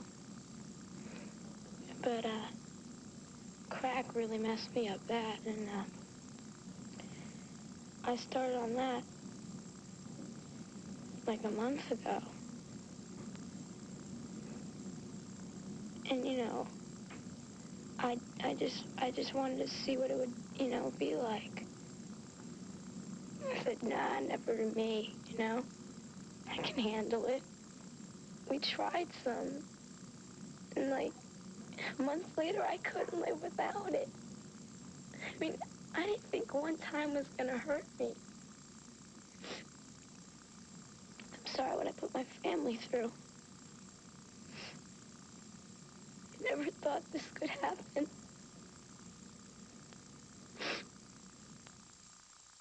Oklahoma State, its ground guns are blazing. Kansas State, they're pumped to punish. Big 8 football, 11:30 Eastern, Saturday, October 13th on Prime Network. Available on most Prime Network affiliates. I'm Dave Armstrong along with Dave Lapham back at Missouri, where the Tigers lead the Buffaloes 14-7, and we're late in the second quarter. Johnson still in there at quarterback for the Buffaloes. Bieniemy, who's rushed over 120 yards already today, stays on his feet. A pickup of about 7 or 8 on the play. It's going to bring up 2nd and short. Sharon Washington wrapped him up at the 28-yard line. It's going to bring up 2nd and 2. Boy, Joe Garton, the big left guard for Colorado, got a surge on that play. Bieniemy was able to cut back because Joe Garton knocked his man about 5 yards down the line of scrimmage. Bieniemy, 142 yards rushing He had one for 65 yards, though, earlier today, and he fumbled it right at the tail end of that play. That was a big break for the Tigers. Hemingway gets the first down across the 30 after the 31. Ringenberg stopped him there, and the clock stops briefly while they move the chains with 2:09 remaining, and Colorado in their hurry-up offense. And this is what hurts Colorado a little bit. Don't have that wide-open passing attack to really execute a 2-minute drill as effectively as Missouri might. On the option, here comes the reverse to Pritchard. Set up good. Pritchard, look out! There's Benson. He cuts inside and touchdown! Wow! Well, that shut me up. You don't need a 2-minute offense. All you need to do is get the ball in Pritchard's hands. As I mentioned earlier, this guy averages 16 yards in his career every time he touches the football. 69 yards. Mike Pritchard should tie the game. Watch the block by center Jay Leuenberg as he peels back, number 52 in the white. Jump, cuts the defensive player down, and Pritchard's gone for 6. Boy, the center get out there. He snapped the ball and then get out all the way to the right side of the right flank to make the key block. That's great execution. Who needs passing when you can do that? Jim Harper to tie things up at 14. He does. Wow, they strike quickly, and you talked earlier, Dave, about getting the ball into the hands of Mike Pritchard, and they used an opportune time to do that. And Mizzou again gives up a big play. We watched that a couple of weeks ago when Von Dunbar went 80 yards for a touchdown after Mizzou took the opening drive to score, and then Indiana went on to win big, 58-7. All right, now, though, Mizzou, they'll have the football back with under 2 minutes to go in the first half, tied at 14. It'll be interesting to see now how Missouri plays this the rest of the way. Are they going to try to attack and get some more points on the board before they go to the locker room? I think it'll be dictated by field position, Dave. If they get a decent kickoff return here, they're outside their 20-yard line, I think they'll fire and fall back. If they're inside their 20-yard line because of a poor return or a penalty on a return, I think they'll play it close to the vest. All right, be sure and tune in each week to the Big 8 Gridiron Report. Join Drew Goodman and Dave Logan for a look at the weekend's games and a preview of upcoming action in the Big 8 Conference. See it Thursday nights at 5 Eastern, 4 Central, Saturday at noon Eastern, 11 Central here on Prime Network. Let's take one more look at that reverse. Mike Pritchard getting it. Good play here all around for Colorado. Missouri thinks it's going to be an option for the left. The pitch to Pritchard, and watch number 52 in the white with his key downfield block. Zoom, chops him to the ground, and Pritchard hops over that like a low hurdle, and then he cuts back. Boy, excellent run by Pritchard. He had, as we said earlier, 217 yards rushing against Tennessee from the tailback position. Big play guy. Jim Harper to kick off. Ball goes off the tee. They'll reset things. All right, 1:45 to go. Take yourself into the helmet of Kent Kiefer. He's looking up at guys like Alfred Williams and Joel Steed and Canavis McGee. He knows that he's got the burners and Lindsay Collins and Damon Mays. And McGee and Williams, they're not playing the run at all. They're going to pin their ears back and try to meet at Kiefer.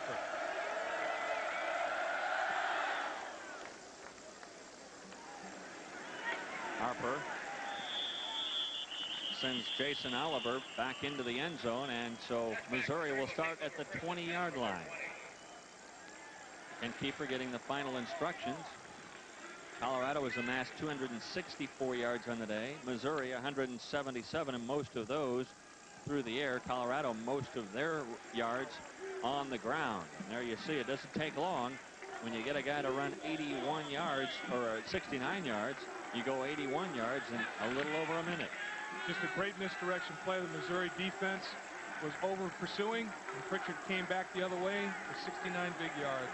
First and 10, Mizzou from their 20.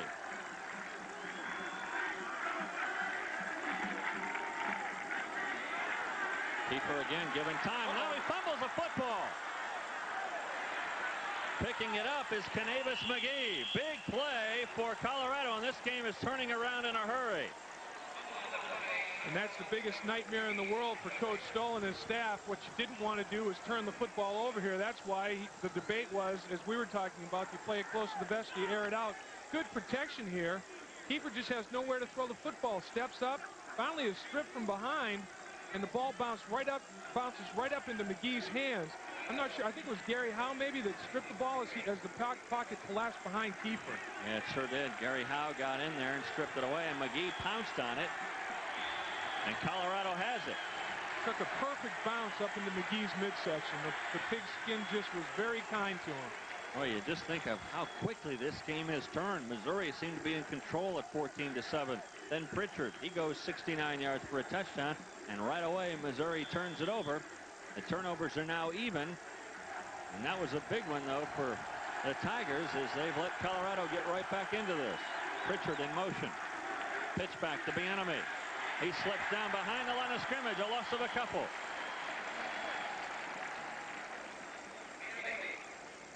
Second down, it's going to bring up 2nd and 13. Back at the 30. Colin made a good play on that. He played off the lead block by the big fullback Hemingway, but Bieniemy did have problems with the turf once again.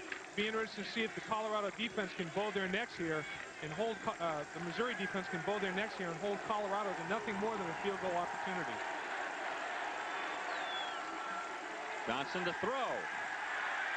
Looking up into the end zone for Pritchard. It's too far for him, and it's going to bring up 3rd and long. And are they in Jim Harper's range? Yes.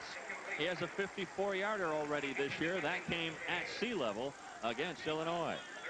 And what Colorado's doing so well is that the secondary is not getting nosy against the run. They're not biting on that run action fake. They're staying back, and they're playing their deep third positions in the secondary. And at this time frame, less than a minute to go in the first half, they have to do that. They can't get overly aggressive against the running game. 3rd and 13. Colorado's 1 of 4 on 3rd and long today.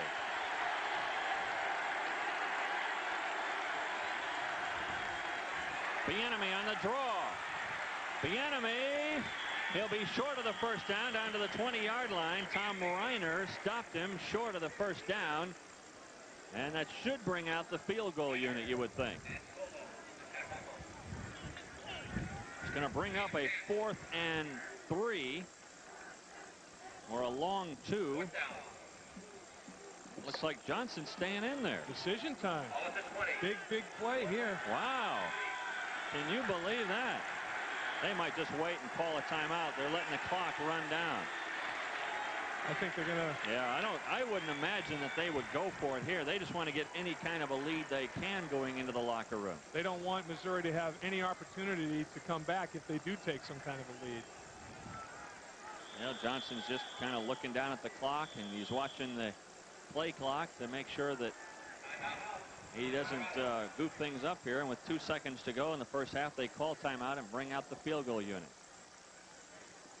Yeah, Coach Mack has witnessed a lot of these already this year. We talked to him about cardiac arrest. Yeah. You know, all 5 of their games have been decided in the last 2 minutes, so they're used to this kind of pressure. And his football team played for the national championship last year, and a lot of these guys are back. A lot of returning Letterman. They've got Heisman Trophy, Outland Trophy, Lombardi candidates dotting their roster up and down the roster. These guys do not lose their poise. Last year was a great indicator, and then they've, as you mentioned, Dave, handled all the close games. 18 points. A 3-1-1 record and 18 points just separating them from the opposition. They're used to these close games, and they know how to operate. Yeah, they sure do, and they've come from behind, as you mentioned, in each and every one of those. You see that Colorado, the biggest margin of victory for them was against Texas, 29-22. This set down at the 27, a 37-yard attempt for Jim Harper, who is 5 of 9 this year. It is up. It is. No. Pushed it right. No.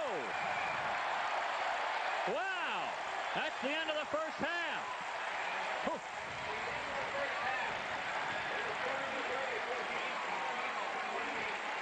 We're going to go to the locker room, tied at 14. Ken Keever with a couple of touchdown passes. 1 to Victor Bailey, 1 to Damon Mays. Eric Bieniemy has scored. Mike Pritchard has scored. And Jim Harper did not. He just pushed it right. He played it out to the right, and it stayed out right. Didn't hook back in left whatsoever. It just stayed about inches right of that right upright. Yeah, most kickers feel like it's going to hook in just a little bit. That one did not. It stayed out to the right. And so a break for the Tigers, whose turnover does not cost them. And the Missouri Tigers and the Colorado Buffaloes go into the locker room tied at 14. We'll come back to Faurot Field in Columbia in just a moment. I'm James Buster Douglas. I knocked out Mike Tyson, and I am the heavyweight champion of the world. Call me. On October 25th, 1990, James Buster Douglas, heavyweight champion of the world, will defend his title against challenger Evander Holyfield. You can be there. Call now, 1-900-454-0001. Enter the James Buster Douglas World Championship Sweepstakes. 2 lucky fans will win an incredible trip to Las Vegas to see the fight live at the Mirage Hotel and meet James Buster Douglas in person. Call 1-900-454-0001. Every 50th caller who registers receives a free Buster Douglas t-shirt. Buster will also personally call one entrant each week. Call 1-900-454-0001 to enter now. The sweepstakes package is a once-in-a-lifetime chance to visit Las Vegas and see a matchup of the world's top fighters. Call 1-900-454-0001. I'll be talking to you. I'm Cy Sperling, president of Hair Club for Men. These men called Hair Club's toll-free number, requesting our informative booklet about thinning hair. Probably the best call they've ever made. Inside is everything you need to know about hair replacement, including this complete objective bibliography. You'll learn about toupees, weaves, transplants, the misconceptions of minoxidil, as well as Hair Club's non-surgical strand-by-strand method, which adds carefully matched top-quality human hair to your own hair. In no time, you'll have a natural-looking head of hair that lets you lead a worry-free, active lifestyle. No chemicals, no surgery, yet it feels like a part of you. The price is based on your degree of hair loss. And remember, we stand behind it. If you want more facts free and without obligation, you can call this toll-free number for your free booklet. Consultations are free. And by the way, I'm not only the Hair Club president, but I'm also a client.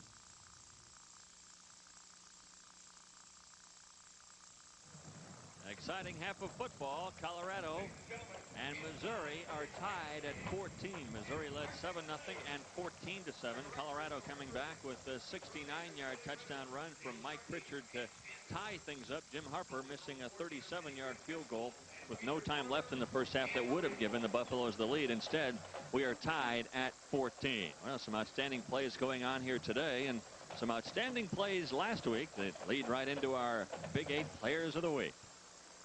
The Big 8 Defensive Player of the Week, Kansas State linebacker Brooks Barta. He recorded 8 tackles as the Wildcats defeated New Mexico 38-6 last Saturday in Manhattan. The Big 8 Offensive Player of the Week, Missouri quarterback Kent Kiefer. He completed 20 of 33 passes for 279 yards and 2 touchdowns. And the Tigers defeated Arizona State 30-9 last Saturday in Columbia. Now, I asked Coach Bob Stoll about Kiefer's performance and Missouri's victory over Arizona State. Well, Kent's, the way he played against Arizona State was amazing to us because the history of Kent, you know, he originally went to Arizona State on scholarship. Basically, Paul Justin was the man of the future, and they kind of let him know that. And so Kent went to junior college, and, you know, his dad's a high school football coach in Phoenix. In fact, had won the state championship last year. It was won over 200 games. When we arrived here, we recruited Kent because we knew him out of high school. We knew he threw the ball and had a good understanding of the passing game. And so a year ago, we went down there and played in Phoenix. And of course, that was a big game for him, going back home in front of the crowd and all his friends. And as a team, we didn't play very well. And he got sacked a lot, and they beat him up. And it was really not a very good experience. He started out this year, the first 2 games, played extremely well, had big numbers and high percentage. And then Indiana had a poor game, the whole team did, and he threw 3 interceptions in the game and really was not like he had the first 2 games. And so he was faced with not only coming off of a bad game, but going back and facing the people he had left before. And of course, the Phoenix media comes in on Monday, and Kent, you know, is a very, very bright guy. He's a straight-A student. He's very critical of himself, and he's sometimes his worst enemy. So we wondered, could he get himself out of this and get himself mentally prepared for this game, because it was a big game for him personally. And as a result, he was almost flawless. You know, the first half he threw for 244 yards, and it was to his wideout Damon Mays also, who is from Phoenix area. So, you know, if you wrote a story, I mean, that's the way you like it to, you know, turn out. But he's an excellent young man, a great competitor, and one of our captains, and is doing a good job for us. Coach, I guess the key question to ask right now is, which is your team? Is it the one that lost 58-7 to Indiana, or is it the one that upset Arizona State? Well, realistically, our team probably is someplace in between there. We have a lot of young players, and we make a lot of mistakes. And against Indiana, we played a good football team. We made a lot of mistakes. As a result, the score was not a whole lot of fun to be around. And conversely, last week we had no interceptions, no fumbles, only 3 penalties, created 5 turnovers, played hard for 4 quarters, and as a result, we played well. Again, with young players, your ability to keep poise under pressure and minimize their mistakes is always a problem. But I think we have some good, young, talented players, and when we are able to keep our poise and minimize our mistakes, we can play with most anyone, I think. Coach, talk to us a little bit about the atmosphere on campus directly after that win over ASU. Well, actually, I didn't see much of it. I usually leave the field fairly quickly. As soon as I talked to Coach Marmee, I left. They tore the goalpost down, and like I told everybody, it's the first place I've ever been where you win 2 games to tear the goalpost down. But I think that the student body had a lot of fun with it. Coach, how is it that you and your team prepare for the Big 8 season? Well, for us, we were involved with a lot of goal setting with the team, and we have goals just as far as win-loss for the season and other things we want to get accomplished. And then we have kind of a secondary focus involved with the Big 8, and obviously being involved with our league, trying to improve our standing in the Big 8 is one of our primary concerns.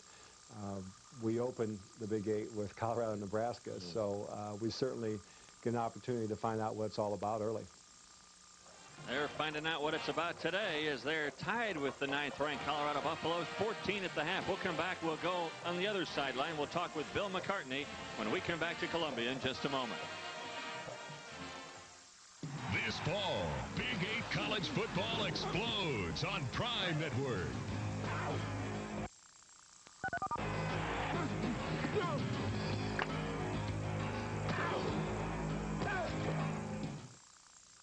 Prime Network will surprise you in October with a full lineup of college football. The competition between the conferences is fierce with games from the Big 8, WAC, SWC, and Pac-10 conferences. And you won't want to miss the featured Prime Game of the Week every Monday. College hockey takes to the ice in the CCHA Conference with matchups between Ferris State and Western Michigan, Lake Superior and Michigan State, and Illinois-Chicago at Michigan. Golf and tennis head south to Florida for the LPGA Centel Classic from Tallahassee and the Chris Evert Farmore Pro Celebrity Tennis Classic from Boca Raton. The track is fast with the Charlotte Grand National and WSPC Auto Racing. Also in October, Australian Rules Football, Prime Sportsline, and PKA Karate. Prime Network surprises you with college football and more in October. Rice University, their victory sights are set, but TCU's attack won't be outgunned. Live at 1 Eastern, Saturday, October 13th on Prime Network. Available on most Prime Network affiliates.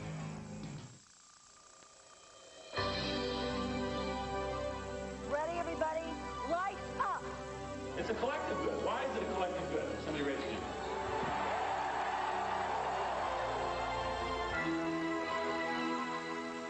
Welcome to the University of Colorado.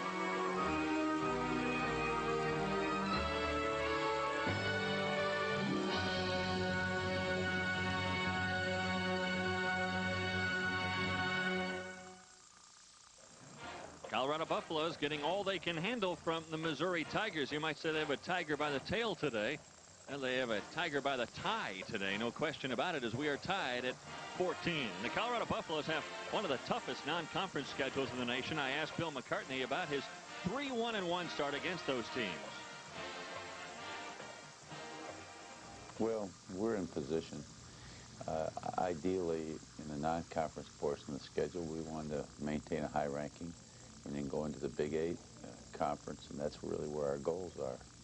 We're hopeful of repeating in the Big 8. I mean, we still have all that in front of us.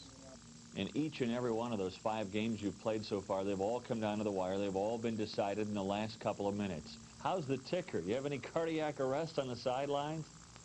Well, I've signed a 15-year contract, and I don't know if I'm going to make it 15 games.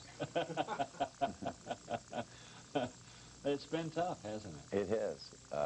When there's a strain attached when it goes down to the wire, it's harder to keep the morale of your squad up because you need to play a lot more guys. And whenever you're under those kind of constraints, whenever the game seems to be in the balance and could be decided on the next possession, you're reluctant to get a lot of guys in the game, and so you don't do it, and it's not real good for your squad. It doesn't help your squad improve, and it's not great for the morale of your squad. Coach, as you come here to Missouri, any special feelings? You graduated from the Tiger program in 1962. Do you have any special thoughts as you come back to Columbia? Well, I just went over, even though I'm not feeling well, I went over to a fraternity where they gave me an award, and it was really kind of overwhelming to think that, because I remember what I was like when I was here, and to think that they're honoring me was really very sobering. What were you like? I was a little out of control. But now, I mean, it's all turned around. Well, I don't know that it's all turned around, but I have a lot better hold on what I want to do with my life than I did as a youngster. Now, Colorado's turned it around a little bit today. They trailed 14-7. Now it's 14-all. Colorado thought they were going to have the lead going into the locker room, but Jim Harper missed a field goal from 37 yards, and that's where we stand. 14-14 at the half. We'll come back. We'll show you the highlights. We'll give you the stat page in just a moment. I'm James Buster Douglas. I knocked out Mike Tyson, and I am the heavyweight champion of the world. Call me. On October 25th, 1990, James Buster Douglas, heavyweight champion of the world, will defend his title against challenger Evander Holyfield. You can be there. Call now, 1-900-454-0001. Enter the James Buster Douglas World Championship Sweepstakes. 2 lucky fans will win an incredible trip to Las Vegas to see the fight live at the Mirage Hotel and meet James Buster Douglas in person. Call 1-900-454-0001. Every 50th caller who registers receives a free Buster Douglas t-shirt. Buster will also personally call one entrant each week. Call 1-900-454-0001 to enter now. The sweepstakes package is a once-in-a-lifetime chance to visit Las Vegas and see a matchup of the world's top fighters. Call 1-900-454-0001. I'll be talking to you.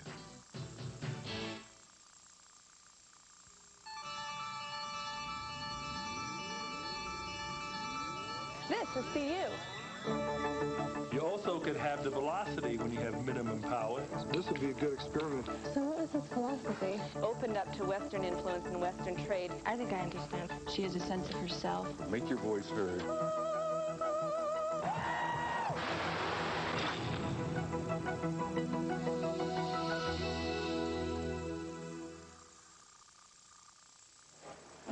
That's the story at halftime. The Colorado Buffaloes are tied with the Missouri Tigers 14-all. I'm Dave Armstrong along with Dave Lapham. Welcome back. I'm telling you, this is quite a ball game between Mizzou and Colorado. The Buffaloes coming in here, and I think last week they knew that this was going to be a tough game. In fact, Bill McCartney talked about the fact that they got a wake-up call when Missouri defeated Arizona State.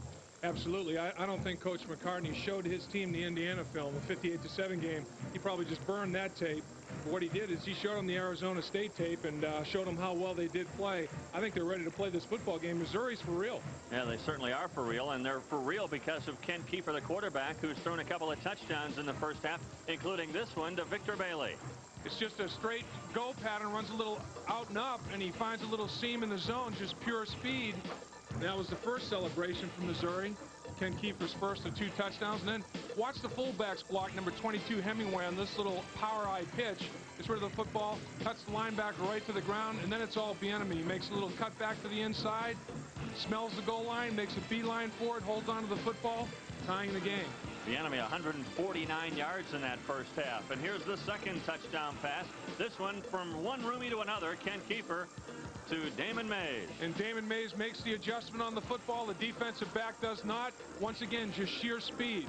Missouri has a lot of speed on the perimeter, 4-5 or better across the board. Talk about speed. Here's Mike Pritchard coming on the reverse. Just a great play. Watch Lewinberg, the center, number 52, cuts the defensive player to the turf, and Pritchard says, thanks a lot, I'll see you in the end zone. And that ties this football game up. Let's look statistically at how things stack up, and I think what will be interesting to note here will be the yards passing versus the yards rushing for either team. It's a flip-flop here. Absolutely. Colorado is the 15th ranked team running the football coming into today in the NCAA. They've run for 227 yards at the half. Missouri, 12th ranked, throwing the football in the NCAA. They've already thrown for 152 yards at the half and 2 touchdowns. Well, you look at time of possession. Man, that's close. Turnovers are dead even. Total yards are close enough. And Missouri, if they can continue to throw the ball as well as they did in the first half, they're going to stay in this game. Absolutely. As you mentioned, first downs, only 1 first down differential. It's obvious why it's a tie score. The stats are almost a dead heat. As you say, though, opposite philosophies of how to attack it. One running the football, one throwing the football. Well, we'll see who does it better in the second half. We'll come back with a second half kickoff when we return to Faurot Field in Columbia in just a moment. We're tied at 14. This fall, Big 8 college football explodes on Prime Network.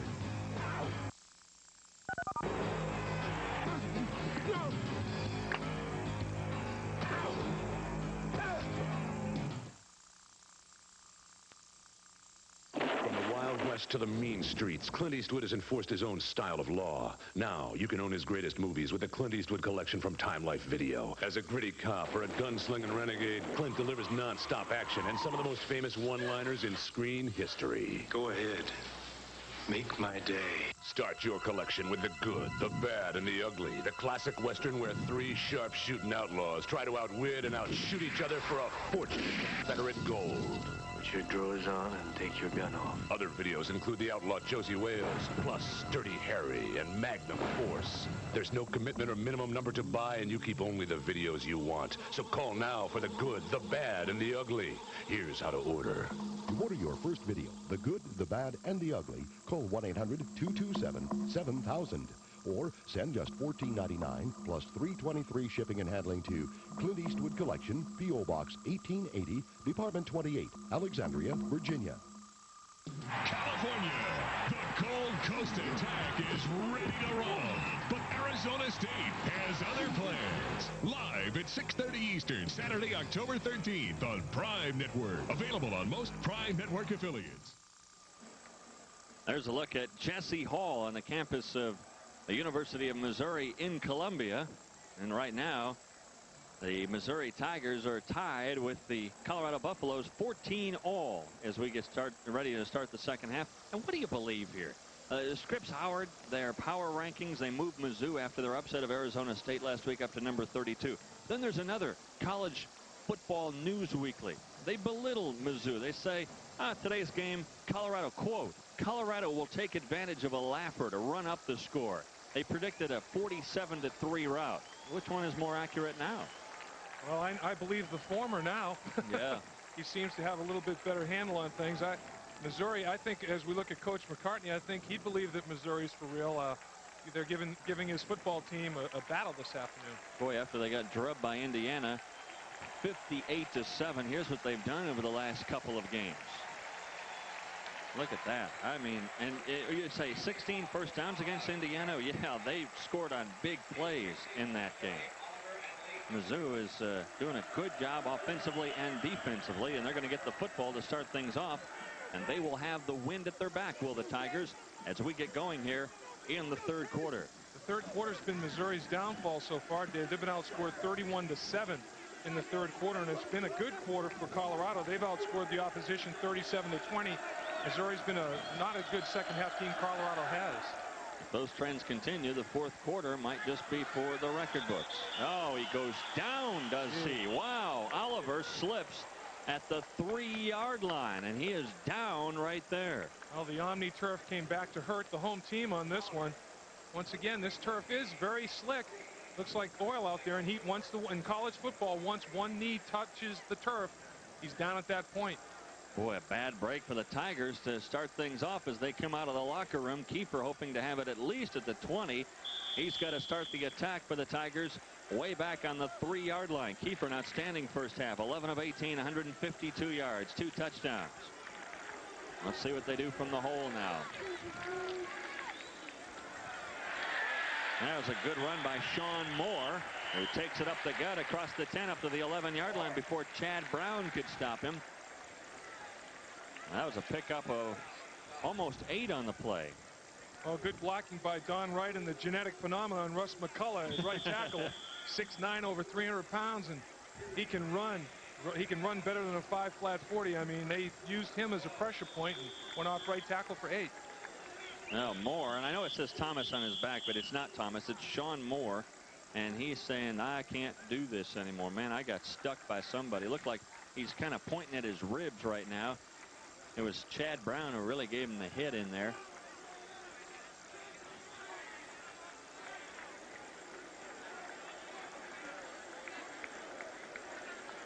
Oh, it's Greg. Oh, I'm sorry. It is Greg Thomas. I'm looking at 27, the wrong team. My fault. It is Greg Thomas. That's Thomas of the Buffaloes who going out, not Sean Moore of the Tigers. Turnover on my part as we start the third quarter. 2nd and 2. Jones goes straight ahead. He's close to the first down up to the 13-yard line. Hit hard by Chad Brown. And they're looking right now underneath the rib cage there of Greg Thomas. He is the starting free safety. Kind of working that arm around a little bit. Boy, that's all the Buffaloes need is another shoulder injury. Darian Hagan is already missing today's game with the shoulder injury himself. 3rd and less than 1. You hate to talk about big plays this early in the game, but this is a big one for the Tigers. And it's a huge one for the Buffaloes. Canavis McGee getting in behind the line of scrimmage. Great penetration. And Missouri is going to be forced to punt the football. Absolutely. He reestablished the line of scrimmage about 3 yards in the positive direction for the Colorado defense. Just a tremendous play. And as you mentioned, the first drive, the first series for both offenses are very critical to start out the third quarter. Mark Plunkett had a good first half, averaged 43.5 yards in that first half with the wind at his back. Oh, he got off a boomer. McClellan goes back to his own 38-yard line, running for the sidelines. Got some room. McClellan forced out of bounds by the punter, Mark Plunkett. This has been one of the Achilles heels of the Tigers, their coverage team on their special teams. Boy, the wall was set up very effectively on this punt return. From Missouri, Rich Fisher, number 88, downfield throws a key block, get McClellan to the sideline. The wall was there, and earlier upfield, Paul Rose, linebacker that plays special teams, threw a great block. And Darian Hagan starts the second half for the Buffaloes. Hagan, who missed the whole first half, starts the second half. And the give to Bieniemy. He trips over the line of scrimmage across the 15 down to the 13-yard line. Gerald Fletcher stopped him there. But a big story, Darian Hagan now into the contest. They were saying before the game that Hagan would not play. Oh, this score tied at 14. Hagan forced into action with a sore shoulder. That's what he's done so far this year. One of the Heisman Trophy candidates. On the ground, he's averaging 3.5 yards a carry, and that includes sacks, folks. He's been sacked 9 times this year. Hagan on the option. Well, he's not having any more luck than Johnson did, and Fletcher snuffs that out behind the line. And once again, that's an objective of the Missouri defense. Get as many hits on Darian Hagan as they possibly can. This time, they play the option very well to the short side of the field. Fletcher plays off the block of the lead back exceptionally well. Jason Oliver just can't, or excuse me, George Hemingway just can't handle him and makes a great play. So it brings up 3rd and long. 3rd and 9 back at the 17-yard line. The Buffs are 1 of 5 in 3rd and long situations today. Hagan comes to the short side again. He goes down.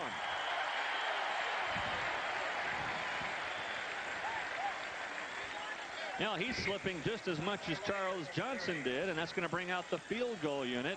Remember, Harper missed one from 37 yards out to close the first half. And I think the unsung hero of this game has to be the OmniTurf. It has caused some serious problems out there. Johnson to hold. at the 25, a 35-yard field goal attempt from Harper into the wind. Breeze of about 20 miles per hour. The kick is up, and this one hooks, and it hooks through. The first one didn't hook, that one did, and Harper gives the Buffaloes their first lead at 17-14. Pool. Steve Miserak, the master. Pretty Boy Floyd, the hustler. Eva Mataya, the leading lady. Now come together to bring you the ultimate in pool instruction videos. Pool, the master's way. Steve Miserak, the master, and 3-time world champion, reveals his secrets of 8-ball, 9-ball, and straight pool, and teaches you breaks, banks, angles, English, strategy, and more. Pretty Boy Floyd, the world's greatest hustler, shares with you his magic cue ball control with the masse, the jump, the power draw. Becoming world champion was no accident. I've learned from past masters. Now I'm going to teach you what they taught me, plus some secrets nobody knows but me. Take it from me, the Miz, the master. If you play pool, you must have this video. To order Pool the Master's Way, use your credit card or call 1-800-942-2600. That's 1-800-942-2600. Or send $24.95 plus $3.50 shipping and handling to Pool the Master's Way. P.O. Box 5075, New York, New York, 10185. I'm James Buster Douglas. I knocked out Mike Tyson, and I am the heavyweight champion of the world. Call me. On October 25th, James Buster Douglas defends his title against challenger Evander Holyfield. You can be there. Call now, 1-900-454-0001. Enter the James Buster Douglas Sweepstakes for an incredible trip to see the fight live in Las Vegas at the Mirage Hotel. Call 1-900-454-0001 now. I'll be talking to you. Along with Dave Lapham, I'm Dave Armstrong. Back in Columbia, Bob Stoll and Bill McCartney going head-to-head. Mac right there taking a sip of drink there, coming off the stomach flu. McCartney with his team in the lead for the first time today. And I think Missouri, though, has got to feel pretty good. They coughed up the football inside the 20, and they only give up a field goal out of that. Yeah, punt return gave Colorado excellent field position in the last drive of the first half and the first drive of the second half. Missouri defense has come up large. Oliver has it at the goal line. This time he stays on his feet. Across the 20, he's going to get outside. And then hit down hard at the 36-yard line. Great return that time from Jason Oliver. On the return from Missouri. 35-yard return. Let's take a look at it. He goes probably more than 30 yards, though. Watch number 88 in the white. Rich Fisher gets knocked down, loses contain. Once Oliver makes his cut, right there, Fisher has lost contain. He's on the ground. When Oliver changed direction in the field, he was able to get outside as a result of that and pick up an extra 15 yards. Ken Keeper now with some room to operate at the 36.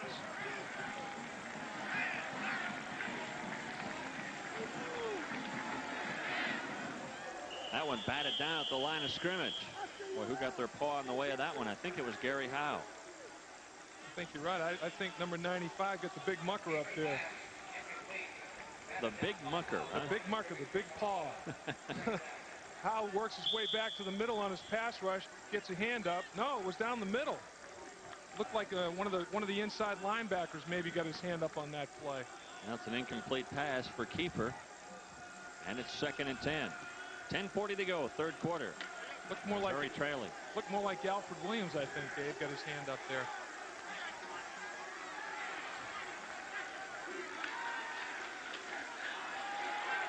Oh, that one's tossed away. Keeper with a little pass dumped off, and McLuhan picks it off. And now things are starting to unravel a little bit for the Missouri Tigers. Keeper took a good shot in the small of the back after he released that football. He's going off the field, holding his back a little bit. Rolls to his right, rolls out a semi-roll right behind the tackle, and just threw that ball up for grabs. That was the only poor decision. The only poor decision I think that he's made in this football game. Watch Joel Steed, number 93, really lay a lick on Kent Keeper. Just bends his back over, and he went off the field grabbing the small of his back. Maybe he spasmed a little bit when he got arched over that way.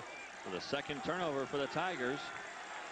The first interception thrown by Keeper. Hagan still in a quarterback for the Buffaloes.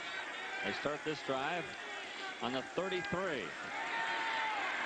Hagan smothered, had nowhere to go. Bieniemy was being covered closely by Mike Jadlow, the free safety. And coming up from the strong safety position, Harry Colin on the hit. And Rick Lyle kind of discombobulated things at the line of scrimmage. He got good penetration and threw the timing off for Darian Hagan. The quarterback-pitchback relationship was distorted because of Rick Lyle's penetration from the defensive end spot.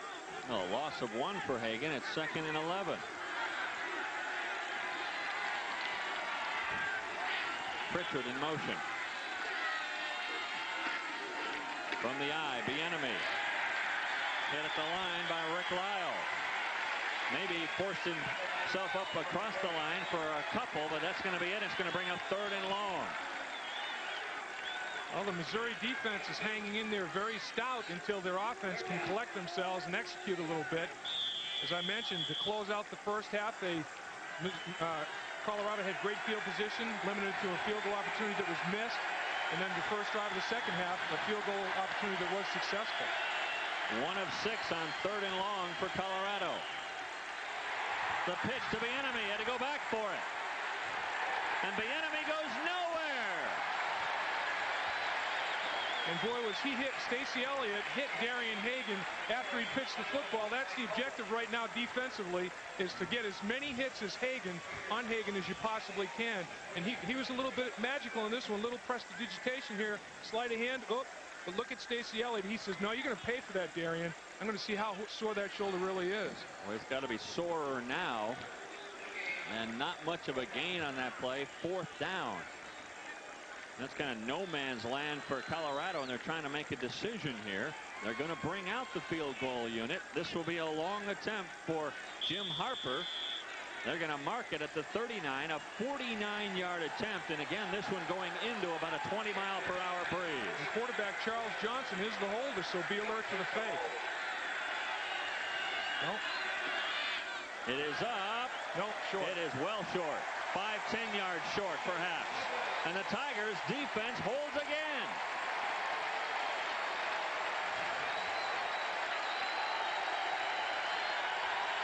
The crowd very appreciative, Dave.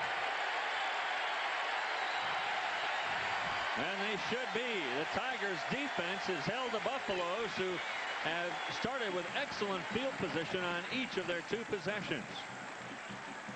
Kent Kiefer coming back out. That might have been a question mark with Kiefer going out with that sore back after the last play, but Kiefer is in there. And the Tigers have it back at the 32-yard line. Fumble. Let's see who comes up with it. Cahill let loose of the pigskin. I think he got it back. I think you're right, Dave. I think it bounced. It took a fortunate bounce right back to him. Well, you know there's some fighting going on underneath that pile right now. That's right. The strongest hands and wrists win this battle. Many times you think you have possession of the ball and somebody comes in there with a big strong hand and rips it right out of there. Rick Trumbull, I think, is the guy that finally wrapped his paws around it at 290. And here's Cahill. He makes a nice cut, tries to bounce it to the outside, but he's sandwiched. Still maintaining the ball. He actually lost possession of the football when he collided with his own player, Lindsay Collins, trying to throw a block for him. Yeah, the Tigers fortunate they got a hold of it. Beekett and Brown were the 2 that sandwiched the running back. 2nd and 4. Keeper goes long again. Oh, what a grab! Wow! Damon Mays.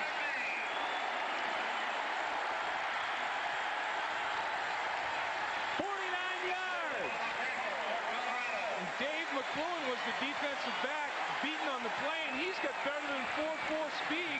And Damon Mays just runs a straight fly pattern. Look at the protection, though, once again. Keeper sets up, nobody within 3 or 4 yards of him, airs this baby out as far as he can. What a catch. Going full bore to stretch out like he did. Damon Mays makes a catch below his kneecaps as he's running full speed. That is a big league play, I'll tell you what. Fred Hickman, the play of the day. Oh. Kiefer now 12 of 21 for 200 yards, and he wants to talk things over. Now the Tigers down in great field position now at the 15 after that big pass play from Kiefer to Mays. And Missouri's getting ready to strike. I'm James Buster Douglas. I knocked out Mike Tyson, and I am the heavyweight champion of the world. Call me.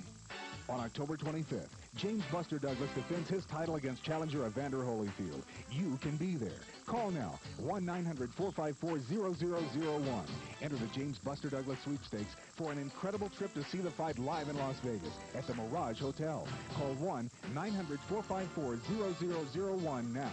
I'll be talking to you. That's one of the best grabs I've ever seen. Damon Mays running past Dave McCluen. And watch the sticky finger. Oh, just unbelievable. Catches the back half of the ball below his kneecaps on this catch. Total extension. This is his third catch in the day for over 100 yards. That is one great concentration on the football. Mays now with 3 grabs today, 102 yards and a touchdown. Wow. And Missouri has it at the 15-yard line. 1st and 10 from there. Mays came into the game tied for 7th in the conference with receptions per game, but going into the game number 6 in the conference receiving yards per game. Hey, he's going to make some jumps based on today. What a yards per catch average this guy's got. Boy, no kidding. Kiefer's having a great day as well. He might be the Big 8 Offensive Player of the Week 2 weeks in a row. Cahill ripped down from behind by Alfred Williams. There's Hagan. Oh, I don't think he'll play again today. He's got the jersey off, it looks like. I think the hit that was delivered to him by the linebacker Stacey Elliott, he's got the ice bag on that left shoulder. I think he's history for the afternoon. You're right. Boy, a big blow there for the Buffaloes. Not only for this week, but now you got to wonder about the weeks ahead.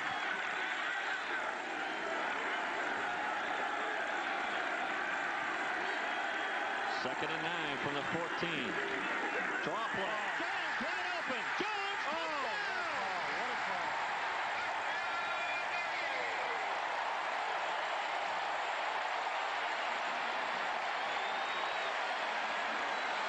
Wow! Once again, Dave, it's time to credit the Beef Trust. Right guard Don Wright and right tackle Russ McCullough. Watch them clear the pave the way here. A nice trap by Badesky, the left guard, and it's just into the end zone we go for Jones. Boy, that was just well executed. A tremendous call. A little delayed draw trap. Watch Badesky. Boy, he's there for the trap. Jones, 220 pounds with that 4.5 speeds in the end zone untouched. Badesky, a true freshman, 6'5", 288, out of Jeff City, Missouri. Jones with his 5th touchdown on the ground this year, and the Tigers have regained the lead with 7:30 to go in the 3rd quarter. Mizzou 21-17 over CU. This fall, Big 8 college football explodes on Prime Network.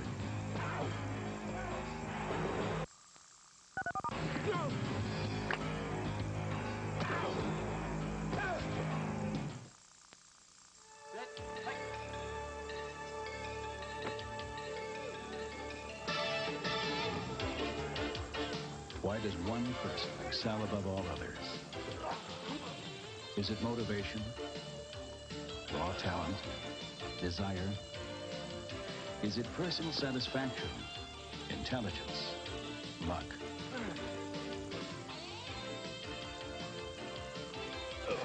There's no magic formula, and there's really no secret. But there is Soloflex. Because Soloflex is designed and engineered with one thing in mind, your body's needs. And we've created the finest, most complete, and simplest system to attain those needs. With Soloflex, the reward is yours. For a free brochure, call anytime. The great spirit of the Old West comes alive in a cutting horse competition that has no equal. The World Series of Cutting Horses, live at 3 Eastern, Sunday, October 28th on Prime Network. Available on most Prime affiliates. Kent Kiefer with a big pass play to Damon Mays to set up this touchdown run of Michael Jones. Watch the offensive line operate. Seal everything down on the inside. Watch Badowski gets out there, makes a great trap block, and then it's Jones for the rest. Not touched till he crosses the goal line. Wow. Excellent trap block on McGee by Badowski. Boy, redshirt freshman is going to be around. He's 295 pounds plus, and he's only 19 years old, 20 years old. Give Bob Stoll and his staff a lot of credit. And a little bit of credit, I guess, to Darian Hagan, who's not playing much today. His total offense today is negative yards. Hagan coming in with a shoulder injury and going out today with a shoulder injury. I don't think we'll see him again today with the ice on the shoulder. One of our keys today, Dave, was Colorado unload the big guns. Collins and Mays. Mays is loaded. He's loaded for bear today. There's already one upset in college football today. Stanford upsetting Notre Dame. And that one's gone. 1st and 10 from the 20 for Colorado. Let's look at the scoring drive of the Missouri Tigers after the missed field goal. They go 68 yards in 4 plays. A 13-yard run from Jones, the big play. Kent Kiefer to Damon Mays, a long pass play that took him down to the 15. And you know what Missouri's got going so well, Dave? Their yards per attempt and their yards per completion are astounding. I mean, you know, when you have a guy that has over 100 yards on 3 catches, that's going to make the yards per catch and yards per completion overall big numbers. Johnson back in at quarterback for the injured Darian Hagan. The pitch back to Bieniemy. He breaks outside and is forced out of bounds at the 24-yard line by Harry Colin.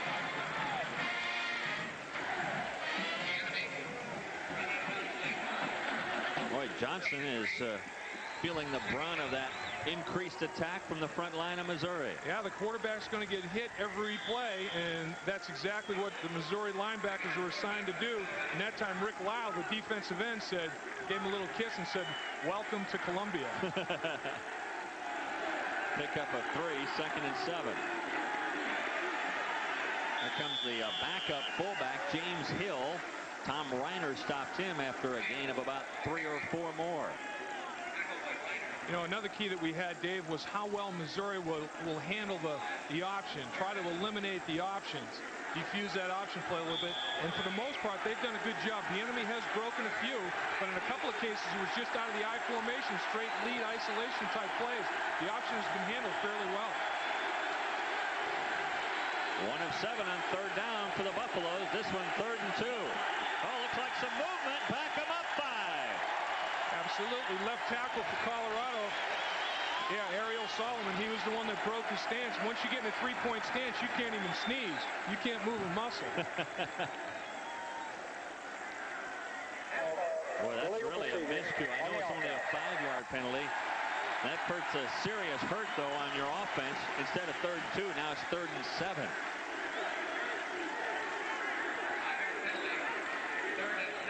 Bill McCartney finding his homecoming here at Missouri not so pleasant so far today.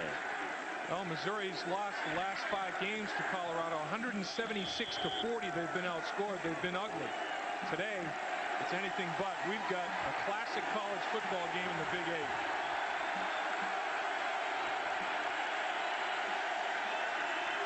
Bieniemy on a draw. That's short of the 1st down. Maurice Benson coming up from his quarterback position to make a key hit. Let's see where they mark it. It looks like it's going to be a half-yard shy. In fact, the punting unit comes out for Colorado. You can't say enough about Maurice Benson on this play. If he does not make this shoestring tackle on Bieniemy, it's 1st down yardage and a lot more. Benson makes just a great play, angling in from the outside to knock Bieniemy to the ground.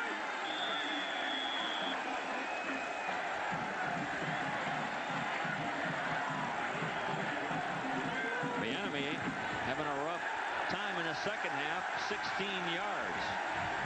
After a 1st half of 149 yards. Ruin, boy, that's a real shank job.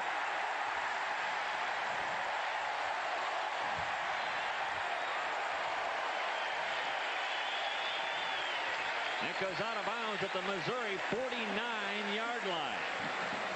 What Missouri did that time, they came up in one punt rush formation late in the cadence, shifted, and made Colorado reestablish all their blocking assignments, and I think it rattled Bruin a little bit. It's a little low snap, but he handled it okay. Right off the side of the foot, though, doesn't get a real good drop, and he almost missed that football. Boy, he did. 23-yard punt. And Missouri with great field position again at their own 49-yard line. 5:45 to go, third quarter.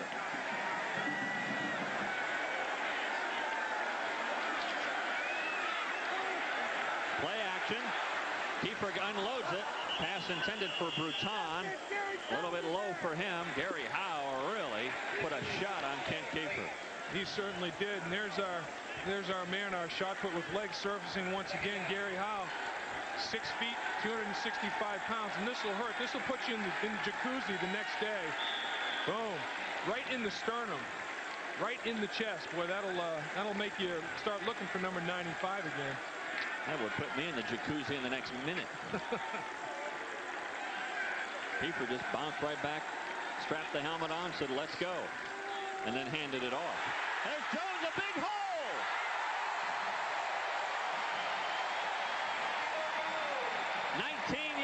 Bodowski with another key block for the Tigers. This is the counter trade that the Washington Redskins made so famous. Both the left guard, Bodowski, and Trumbull, the left tackle. Watch them both pull. Bodowski gets a lead block, kick out, Trumbull turns it up inside, and Jones says, thanks, guys. I'm taking advantage of this green. Both guys, the left guard and left tackle, just like the Redskins did with Grimm and Jacoby. They come around clean. Both throw excellent blocks, pancake their men, and Jones executes it very well. Jones now 43 yards on the ground. The leading ball carrier for the Tigers. That's Cahill, who is ripped down from behind by Gary Howe. There's that number 95 again for the Buffaloes. A loss of a couple on the play. It's going to bring up 2nd and 12 back at the 33. This guy, as we said a few times, an overachiever. He had a great game against Notre Dame in the national championship last year, and he's continuing the momentum that he established in that game. And is playing exceptionally well. Now here's a guy who's got 3.5 sacks coming into today's football game, and a lot of tackles for losses. He's a quality football player.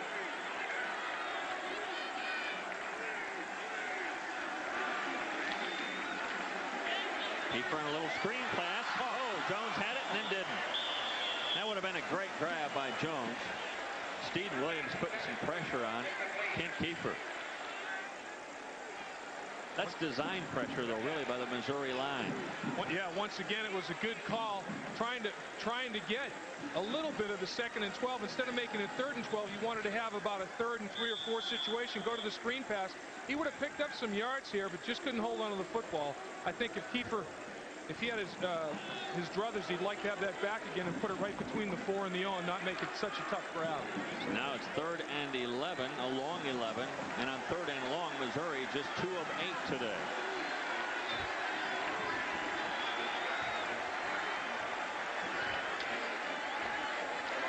Kiefer slips, gets back up, running for it, and there's Howe again, and Howe. Kiefer on the carry. This is just dogged pursuit. You know, he's out of the play. Kiefer decides to run the football, tries to break it up the middle, and Howe says, no, that's my area, that's my domain. You can't run up the middle on us. Kiefer does a good job of keeping his balance, not touching that knee down. And Howe says, no, this is my area, and I'll bring you down to the turf here. All right, so here comes Jeff Jackie on for what would be a 47-yard field goal attempt. His longest of the year, 46 yards. There's some movement. That's going to probably be against Colorado. Looked like Joel Steed jumped off sides. It's still going to be 4th down and 5. Dead ball. Illegal snap on the offense. Oh, it's against the offense. It was either the center flinched a little bit. You can't flinch with that football. Once you start a motion to snap the ball, you have to follow through on it, or else one of his offensive linemen broke their stance and flinched prior to the snap. Now you got a big question. Can Jackie hit it from 52? With the wind, give him a shot, right? He's real accurate from 40 in. His longest this year is 46 yards, so yeah, we're on the edge of it, on the brink of his range, I think, Dave. A 52-yard attempt. blocked. It's still being batted around, and let's see, when they finally come down with it, Colorado's going to have the football at the 34-yard line.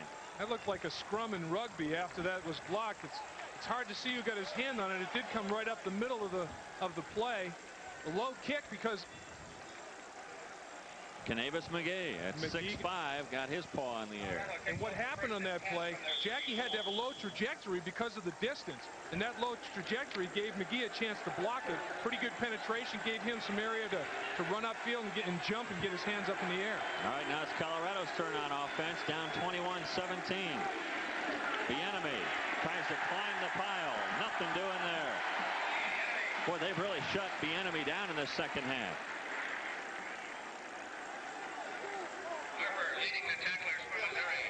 The Missouri defense has played very, very stingy football from about halfway through the second quarter on. These guys smell the opportunity to have an upset victory. They'll remember the rest of their lives, and they want to finish on it. From the eye bone, 2nd and 10. On the option, Johnson slips. Goodbye. Rick Lyle and Mario Johnson wrap him up right at the line. It's going to bring up 3rd and 10. And you can see the enthusiasm mount. You know, like you called 2 guys right there, Dave. There's not one-on-one situations in the bone. There's 3 and 4 hats around the football all the time, giving assistance to a teammate. They're playing inspired defensive football. Colorado on 3rd and long, 1 of 8.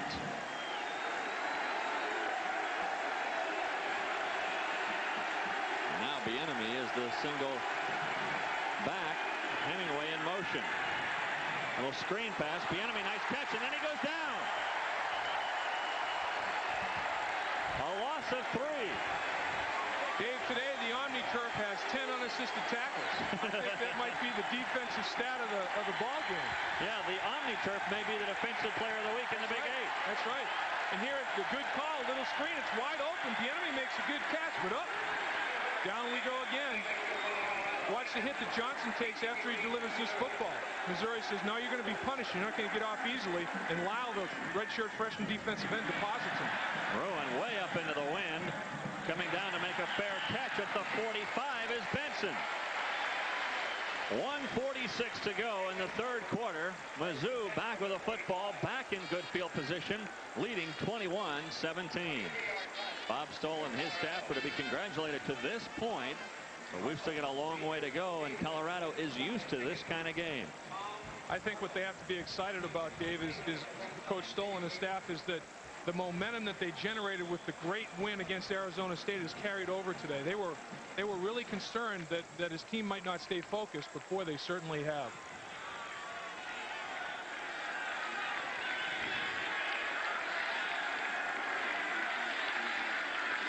Keeper goes down. Boy, we saw him do that a couple of times against Indiana.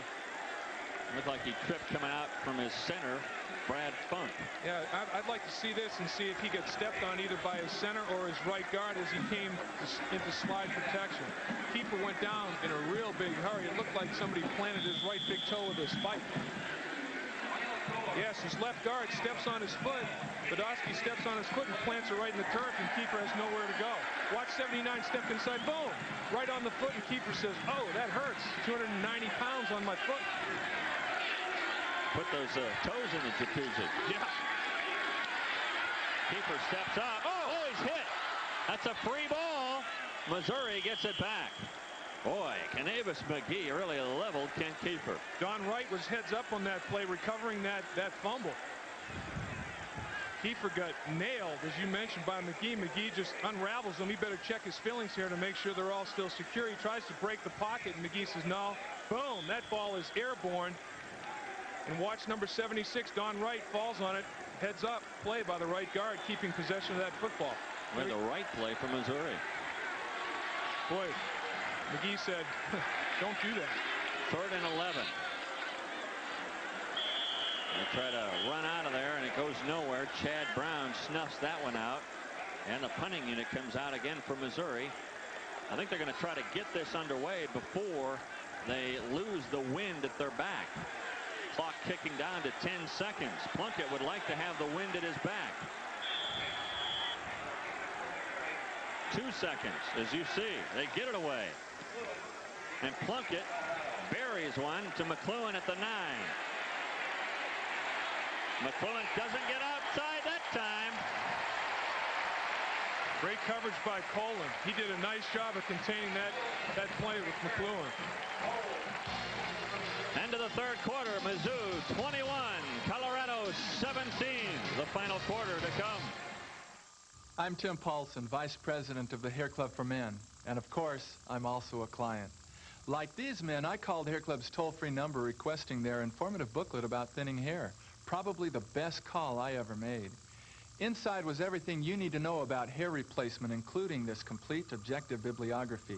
You'll learn about toupees, weaves, transplants, the misconceptions of minoxidil, as well as Hair Club's non-surgical strand-by-strand method, which adds ideally matched top-quality human hair to your own hair. In no time, you have a natural-looking head of hair that lets you lead a worry-free, active lifestyle. No chemicals, no surgery, yet it feels like a part of you. And the price is based on your degree of hair loss. Remember, if you want more facts, free and without obligation, you can call this toll-free number for your booklet. No salesman will call you. Consultations are free. And remember, I personally guarantee your satisfaction. I'm Cy Sperling, and I'm not only the Hair Club president, but I'm also a client. I'm James Buster Douglas. I knocked out Mike Tyson, and I am the heavyweight champion of the world. Call me.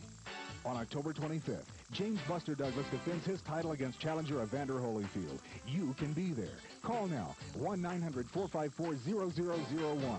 Enter the James Buster Douglas Sweepstakes for an incredible trip to see the fight live in Las Vegas at the Mirage Hotel.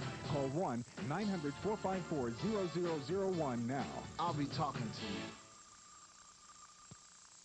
It's an explosion of Big 8 football excitement on Prime Network. Oklahoma State, its ground guns are blazing. Gerald Hudson leads a cowboy charge that'll take no prisoners.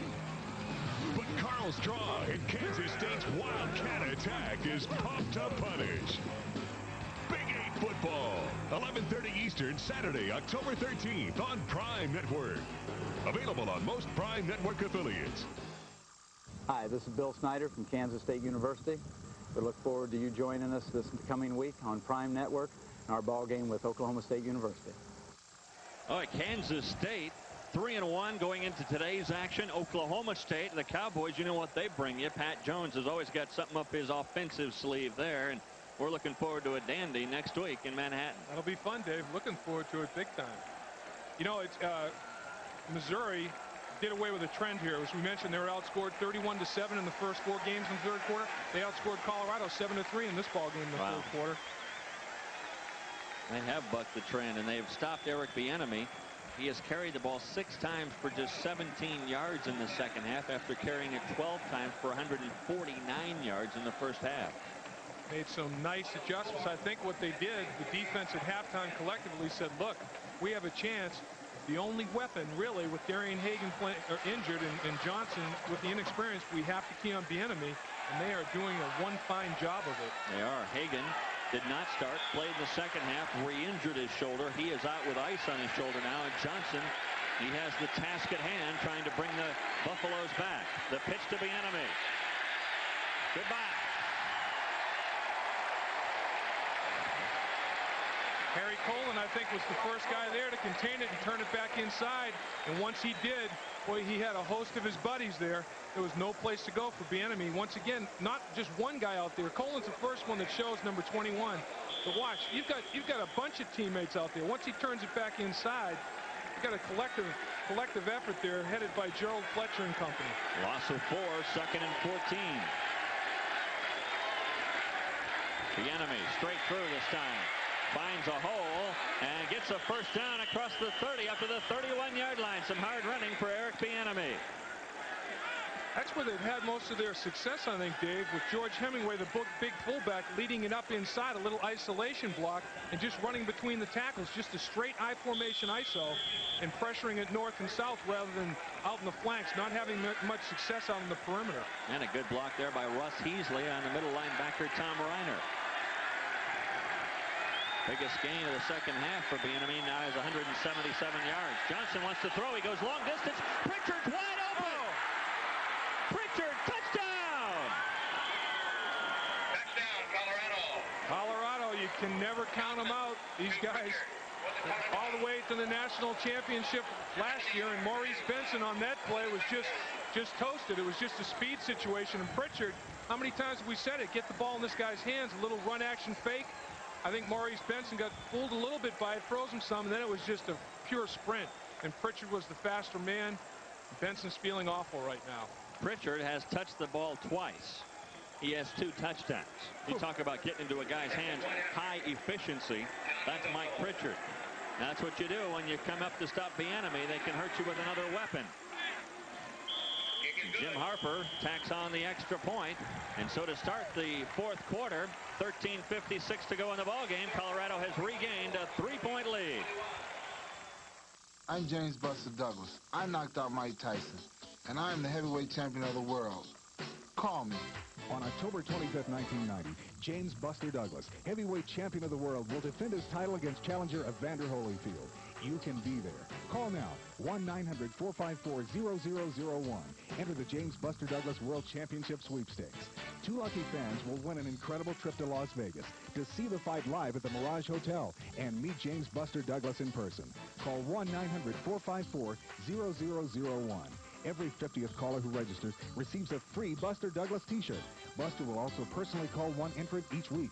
Call 1-900-454-0001 to enter now. The sweepstakes package is a once-in-a-lifetime chance to visit Las Vegas and see a matchup of the world's top fighters. Call 1-900-454-0001. I'll be talking to you.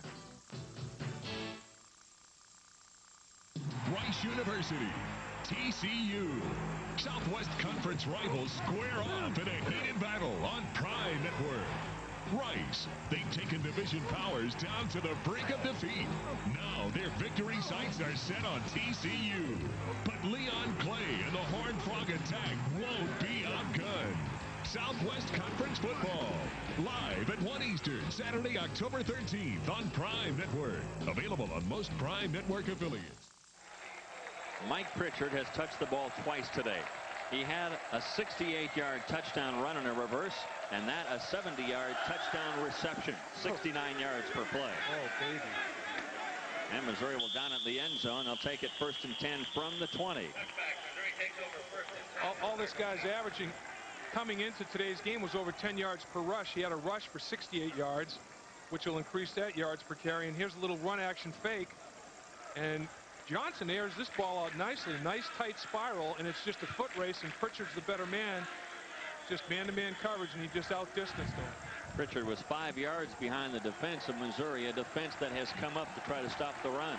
And now Missouri faces the wind here in the 4th quarter in their comeback effort. Is the president calling him now? Yeah. I mean, you threw a nice pass there, son. Actually, he's talking to the coaches upstairs, and they probably congratulate him on that pass. And there's a nice pass to Bruton. He stays on his feet and is gang tackled up at the 42. And he's looking for a flag. He doesn't like the way he's thrown around. Tim James and company roughed him up a little bit, and Bruton says, I want another piece of that. This is an area where Colorado's been exposed a little bit between the linebackers and the defensive backs, and the run action fake just freezes the inside linebackers a little bit, as we'll see. Watch both linebackers fill somewhat, respecting the run, and Bruton just slides in there between the linebackers and the safety James for a nice reception. Dave, that's the 7th guy from Missouri to receive a pass today. Distributing that ball well. Keeper avoids the rush of McGee, gets it off, and it's complete to Sean Moore. Another 8 yards. I'll tell you, I'm impressed with Missouri. They've had a couple of opportunities here to really bend, but they are not breaking so far in this game. That's right. They're responding to the challenges, and that's what the coaching staff on both teams must like. This is like a heavyweight fight. You get slugged, you get knocked down, but you don't get knocked out. You come up and say, give me another shot. I'm going to give you another one. Both teams are doing that very well. Yeah, Bob Still talked about how they were going to test our manhood with the Buffaloes. Yeah. Now they're proving their men today. Moore. That's going to be close to a first down. I think they're going to stop him a yard shy. Ball gets loose. The play is dead. Inside of Colorado territory down to the 49-yard line. Greg Beekert stopped him there. Colorado, boy, they score quickly, don't they? Oh, man. Look at that. 3 plays, 70 of it. to Pritchard on a nice pass from Charles Johnson, and it takes just a little over a minute. We've seen the long ball with regularity here this afternoon, Dave. Both teams have aired it out a little bit. Missouri to a greater extent with greater success ratio, but this has been an exciting football game. 3rd and maybe 1. Jones breaks through the line. First down to the 44.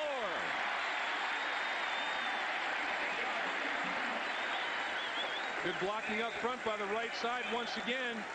You get our big guy, Russ McCullough, and right guard, Don Wright.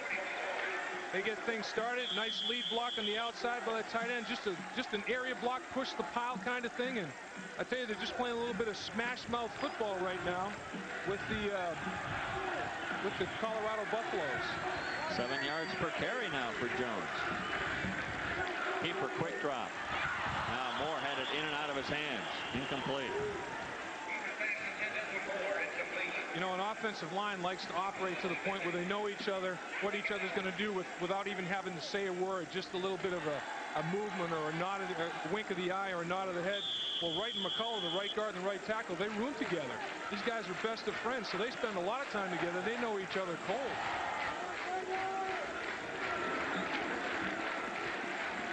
Second and 10 from the 44.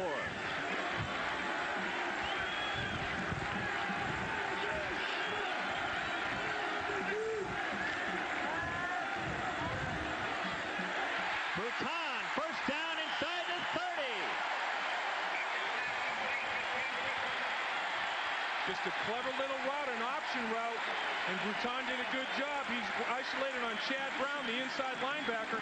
Chad Brown gives him outside coverages. All he does is go down inside and pivot, reverse pivot to the outside. Pushes off, gets away with it. That's just, we used to call that a little wide choice, the tight end choice.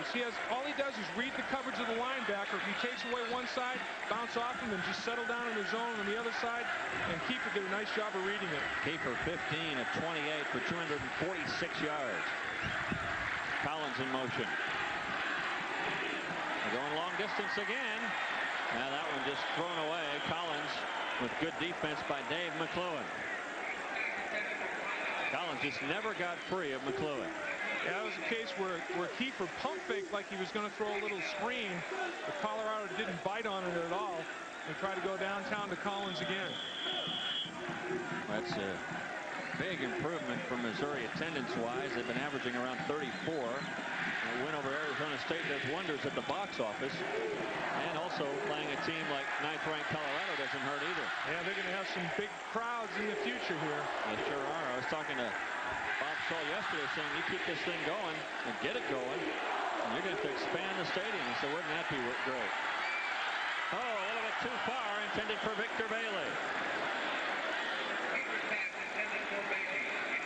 Bailey running out to look like one of those tailgate parties. He went in for a Gatorade in the locker room, said, I need a little refreshment. I'll work my way back to the huddle here. Bailey had caught a touchdown pass earlier today. Once again, look at the great pass protection. Look at the separation Kiefer's enjoying here. Unbelievable protection. And the ball's overthrown. He says, I'm going to go get myself something to drink here. 3rd and 10 from the 28.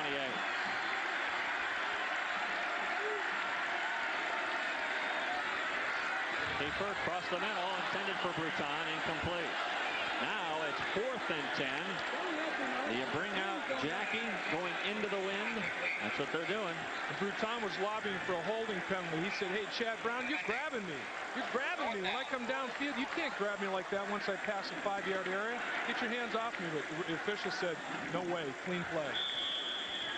Jackie sets it up at the 35, a 45-yard attempt into the breeze.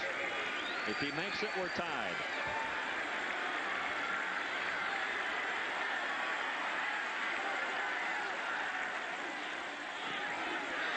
It is up. It is good.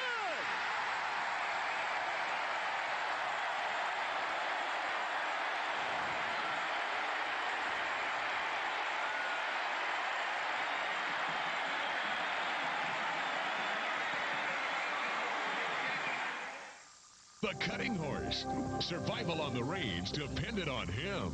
his instincts, his reactions. He delivered luxury to an otherwise brutal existence. He was your lifeline, your best friend. Now, he has again taken center stage in a cutting horse competition that has no equal. For the first time ever, the World Series of Cutting Horses. Live at 3 Eastern, Sunday, October 28th on Prime Network. Available on most Prime affiliates.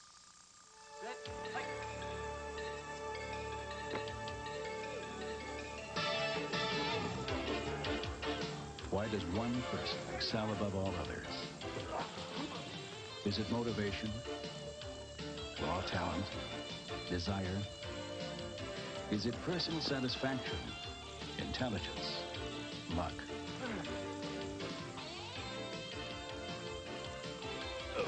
There's no magic formula, and there's really no secret. But there is Soloflex. Because Soloflex is designed and engineered with one thing in mind, your body's needs. And we've created the finest, most complete, and simplest system to attain those needs. With Soloflex, the reward is yours. For a free brochure, call anytime. We have been tied at 7, tied at 14. Now we're tied at 24. A 45-yard field goal from Jeff Jackie. It goes through, and then watch his reaction. Wow. This is one, you know it's through the upright. You're just hoping now, is it long enough? He says, knew it from the word go. Knew it as soon as I hit it, that baby was through. Jackie had one blocked from 52 yards earlier by Canavis McGee. That one, no one got their paws on it. And the Tigers have tied the 9th-ranked Buffaloes at 24. And Jackie had knee surgery on his kicking knee in the offseason. He's obviously rehabbed that very well because he showed a nice stroke on that one.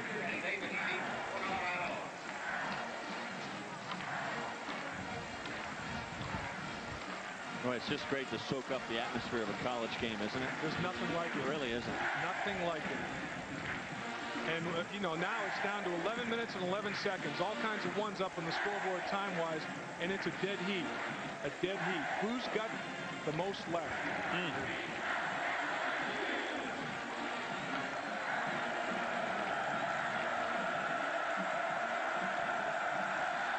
Jackie.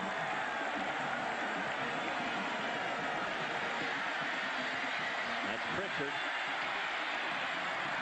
Pritchard, for once, doesn't go for a touchdown when he touches the football. But he went for about 30 yards on the play. Up to the 31, Maurice Benson stopped him. You've got to get this guy's hands on the football more often. He's a producer. Well, how'd you like to be Mike Pritchard? Now, you run for over 200 yards against Tennessee in the opener, and then they say, sorry, you're not starting a tailback the next week. No yards rushing the next week. You talk about a team player. This guy, he'll find a home in the NFL, I'll tell you that. Bieniemy tries to go right side. Gang tackled after a pickup of 3.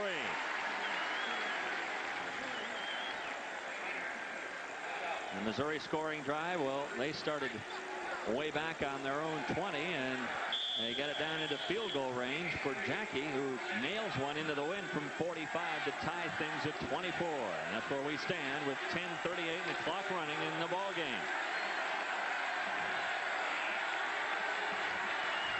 Second and 7. Hemingway. 3rd and 5. Tell you that Missouri front 7 is very, very salty. They're not going to give anything up easily, and that's the big fella, Mario Johnson, getting involved a little bit in the middle there. And here's another genetic phenomenon, 6'5", 317 pounds, and he played running back in high school. This guy rushed for over 1,200 yards, and he's their fridge in short yardage and goal line. I'd like to see that. Mario was saying earlier this week, I know Colorado doesn't respect me. They think I'm overrated. Well, we're going to see about that this week.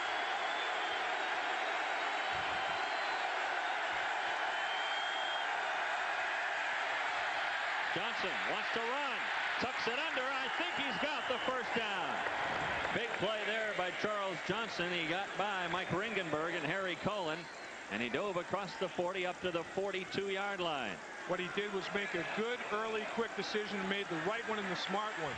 Johnson rolls out a full roll to his right. He says, right now, I'm going to run the football. And he knows where the yardsticks are and ducks the head. He paid for it. Big hit. Regenberger just laid him out there. Regenberg slipped a little bit. If he doesn't do that, he might nail him before the first down. But Colorado keeps their drive alive at the 42. Bieniemy slips, rolls over the pile after 2. Missouri's made a nice adjustment, Dave, on that lead ISO play. All it is out of the I formation. Push between the tackles. Fullback leads it up in there. Bieniemy was really abusing that for big yards. Missouri's made a nice adjustment on that play. Charles Johnson made a nice stick there. Oh, excuse me. Check that.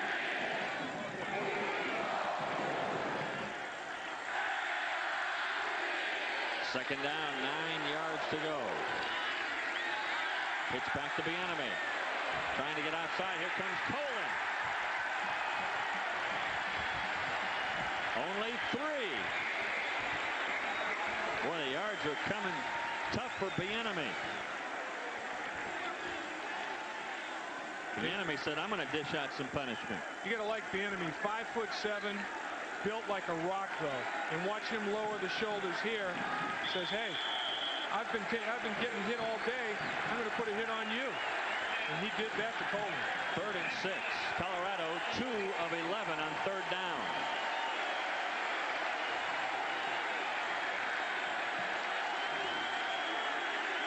Johnson straight back. Wide open Hemingway. Hemingway with a catch. Jermaine Wilkins on the coverage. Hemingway had a big game against the Texas Longhorns. In fact, he had a touchdown earlier this year through the airwaves. A couple of touchdowns on the ground for George. Something Colorado hasn't shown today. Let the fullbacks filter his way through the up front people and throw the football to him off a little play action. 2 straight conversions for Colorado on 3rd down. 1st and 10. That's the pitch back to James Hill. He falls down, or was it Snowden? No, it's Snowden. Chuck Snowden, number 35, who has played very sparingly for Colorado this year. And that's another unassisted tackle for the Omni-Turf right there. Rob Harper, the defensive end, he put a hit on Johnson after the pitch. And what they're doing is they're making the Colorado quarterbacks pay. Even if they're not running the football, they're being physical with him. And Harper, 6'7", over 270 pounds. That's a load falling on Charles Johnson. Bieniemy got a breather. He's back in. 2nd and 7.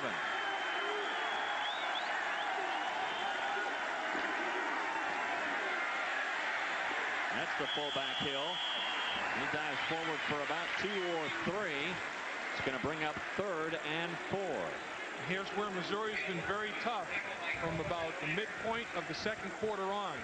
Once they get it near their own red zone, that being the scoring area inside the 20-yard line. Right now, Colorado at the 35. Once they penetrate their side of the 50, they've been very tough. They've been blowing their backs. The only thing they gave up was the big play to Pritchard. They made him earn it once they crossed midfield. 2 straight conversions for Colorado on 3rd down. Can they make it 3 in a row? Johnson wants to throw again. He's in trouble. He dumps it off for Bieniemy. Fumbles it. Missouri's got the football. I believe they have the football. They had it, but no, Colorado got it back. Mike Pritchard, another big play for the Buffaloes. Wow. I think a couple of Missouri people rejected each other in the pileup. It looked like a bunch of human pinballs going after this football. They were bouncing off of each other, as was the football. Great move, athletic move by Johnson to get rid of the ball. Bieniemy coughs it up again. Good stick. Look at this. They both knock each other off the ball, and the thing skirts free, and Pritchard comes up with it. Burke and Fletcher both had a great shot at it. They cough it up. Pritchard picks it up. Big break for the Buffaloes. 1st down at the 25.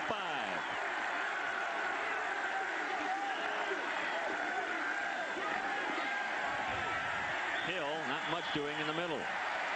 Boy, those 2 guys from Missouri must feel a little bit like that guy from Michigan State against Notre Dame who had that one interception attempt go right through his arms, and those guys right now are saying to themselves, man, we had it.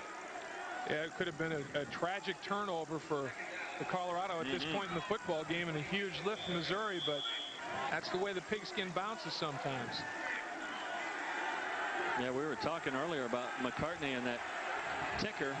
Man, I tell you, he has really gone through it this year. He said, I'm not sure I'm going to make 15 games, let alone 15 years. Bieniemy breaks outside.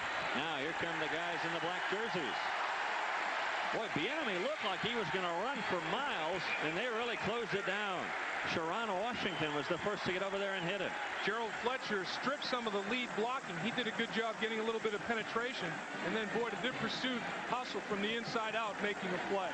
It was just a fantastic effort by the Missouri defense. 3rd and 8. Well, 3 times in a row, the Colorado Buffaloes have converted on 3rd down after being stopped 9 straight times. Last time they did it a little bit of a fortunate way after the fumble of Bieniemy that was picked up by Pritchard. 3rd and 8 from the 23. And a timeout by the Buffaloes. With 4:22 to go in the ballgame, boy, they've chewed up some clock here on this drive.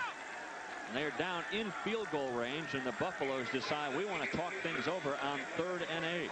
Bieniemy, after rushing for 149 yards in the first half, has tacked on 35 more in the second half, but those yards have come tough for Eric, who is closing in on 200 yards today, rushing 189 right now. How many yards rushing does Missouri have? Do we have a number on that, Missouri's yards rushing? Well, it's not much. I know that Jones has the bulk of it. Jones with 49 yards rushing today, and that's about it. Well, when Colorado has held the opposition under 100 yards rushing, they're undefeated since 1985, 22-0. So, you know, that's a stat that I don't know how significant it is because Missouri throws the football so much and so effectively. And they have today. A week from today, our college football coverage continues. Rice takes on TCU at 1. Some of you will see Colorado State and BYU at 2. California battles Arizona State at 6:30. And then finally, you can see the delayed coverage of our game, Oklahoma State at Kansas State, 11:30 Eastern, all next Saturday on Prime Network. All right, Bob Stoll looking at a big 3rd down and 8 play. Colorado Buffaloes have gotten all they can handle from that Tiger. Well, I think, you know, the question was, is Missouri a Jekyll and Hyde team? They get beaten by 51 points by Indiana and turn around and beat Arizona State by 21. A 72-point swing. I think the question has been answered. They're a quality football team. Yeah. They are a quality team. I think you throw away the Indiana game, that was one of those Murphy's Law games. Yeah, it sure was. Everything did go wrong for them in that one. Well, it's going to go right for Missouri on this play on 3rd and 8. Harper on the hit. Not much yardage there. And the Buffaloes are going to bring out the field goal unit. Jim Harper will come in. Simmons stopped after a pickup of just a couple. And they're going to spot it down at the 29-yard line, a 39-yard attempt.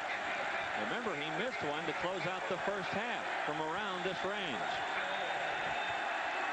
The placement is good. The kick is up, and the kick is good. A line drive through the uprights, and Colorado regains the lead, 27-24 with 3:41. Can Kent Kiefer bring the Tigers back? This fall, Big 8 college football explodes on Prime Network.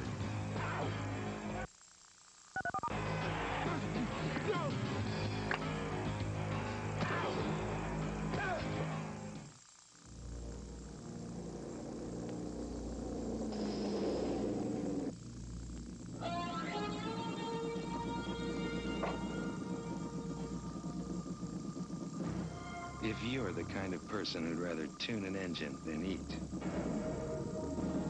who reads a tachometer like a love story, for whom the roar of fully blown horsepower is a lullaby,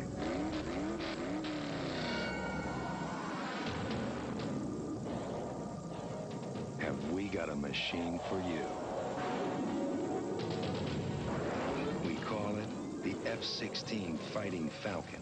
It'll crank out a generous 50,000 horsepower, enough to push it from 0 to 1350 in under a minute. And in the hands of the right mechanic, it'll blow the doors off anything. Aim high. Air Force. Oklahoma State, its ground guns are blazing. Kansas State, they're pumped to punish. Big 8 football. 11:30 Eastern, Saturday, October 13th on Prime Network. Available on most Prime Network affiliates. With Dave Lapham, I'm Dave Armstrong, back in Columbia. No matter what happens from here, we have seen a whale of a football game. The 9th-ranked Colorado Buffaloes getting all they can handle from Bob Stoll and the Missouri Tigers. Colorado now leads 27-24. Give the Buffs a lot of credit. They have fought through a lot of adversity today, losing their starting quarterback, Darian Hagan. Missouri will start at their own 20-yard line. Kent Kiefer has had a big day for the Tigers. He is 15 of 30 for 246 yards. Make that 15 of 31 now for Kiefer. A little below his normal percentage rate of 66%. But he's only thrown the one interception and a couple of touchdown passes. Yeah, you have to, Colorado, they're the cardiac kids. I mean, every game has been decided in the final 2 minutes or less, some on the last play of the game. This afternoon looks like it might not be an exception to that rule. Well, certainly in the last 5, that's where this one has been decided. A little over 3.5 minutes to go. Missouri with all their timeouts. Kiefer feeling pressure, running away from it. Tossing it up, complete. Mays at the 30, a first down. Up to the 33. Kiefer ran away from Marcellus Elder on this play, number 97 in the white. And Kiefer, he's showing a little bit of mobility. He's showing some athleticism. Steps up in the pocket. Marcellus Elder trying to apply the pressure from the outside. Kiefer rolled on the run, throws a strike to his best friend once again. Nice play. Good play for Kiefer, a well-composed senior quarterback out of Tempe, Arizona. Play action. Across the middle, Lindsay Collins. Move the chains again. That one's up to the 46. You've got to love this Missouri passing attack. Their option routes, a lot of choices. The receivers and quarterback have to be on the same page. And on this play, Kiefer and Lindsay Collins were. Just settles in the seam of his zone. The smartest thing he did was duck a big hit so he can line up and play the next play. But what they're doing, they read the linebackers, they read the strong safeties, and Biechert is the one that's limping off the field here. Biechert, the guy that put the hit on, and he got hit.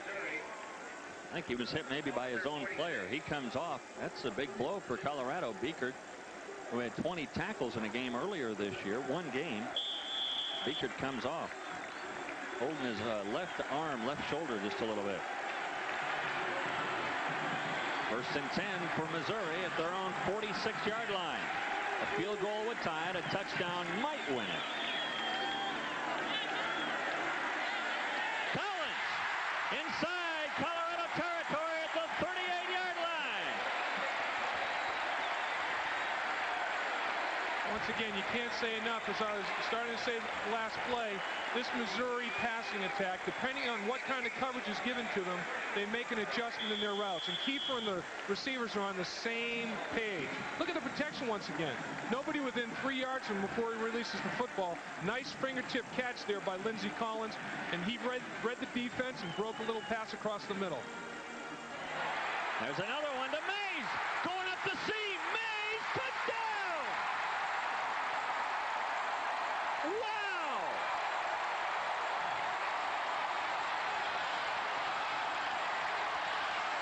No flags.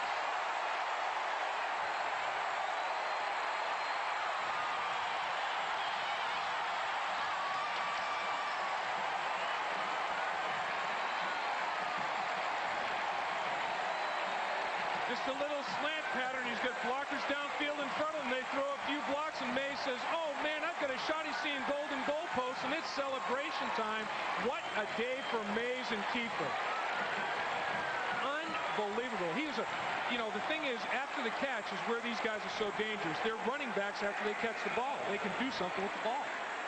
Well, those big guns are loaded for Buffalo, and now it's up to the Tiger defense.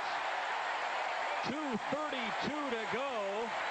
Colorado still with plenty of time. But let's watch the touchdown again. Ken Kiefer to Damon Mays. Mays with 2 touchdown receptions today. 5 catches overall, 153 yards. Tremendous block thrown by the fullback from Missouri on that play. Michael Jones getting it started. A clever little play. All they did was have Damon Mays come behind his offensive lineman and his fullback and curled in behind them, a little bit of a curl pattern. And Kiefer read it well, delivered the ball on time, and then it was sayonara with Damon Mays. Ken Kiefer on that drive did not throw an incomplete pass. He was 4 of 4. He took him right down the field. 80 yards on that drive for Kiefer, all through the air. And he was coached by his dad in high school. And his dad comes to every game. He's still a high school football coach. Takes the late flight after his game, rents a car, stops in a rest area, gets some sleep, gets up early, gets here for every home football game. And he's got to be thrilled to death in the stadium watching his son perform this afternoon. Boy, his son performed like a coach's son on that last drive. Wow, what a game. Now, Colorado, can they come back? Watch this, how quickly Missouri scored. If there's anything wrong with this drive, it's how quickly they scored, because they give Colorado a chance again, a 38-yard touchdown reception. I'm sure, though, right now, Bob Stoll's saying, I don't care how quick we did it, I'm just glad we did it. Absolutely.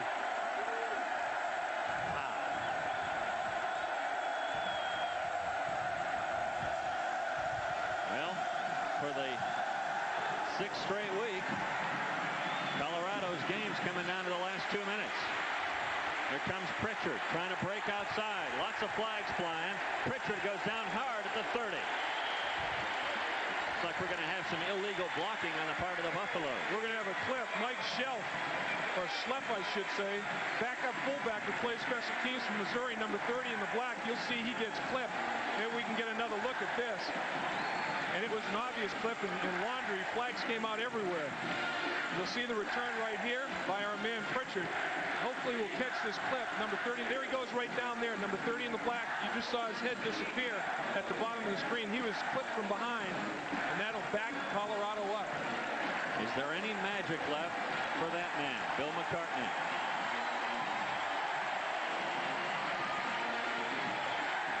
Charles Johnson today, that's what he's done through the air.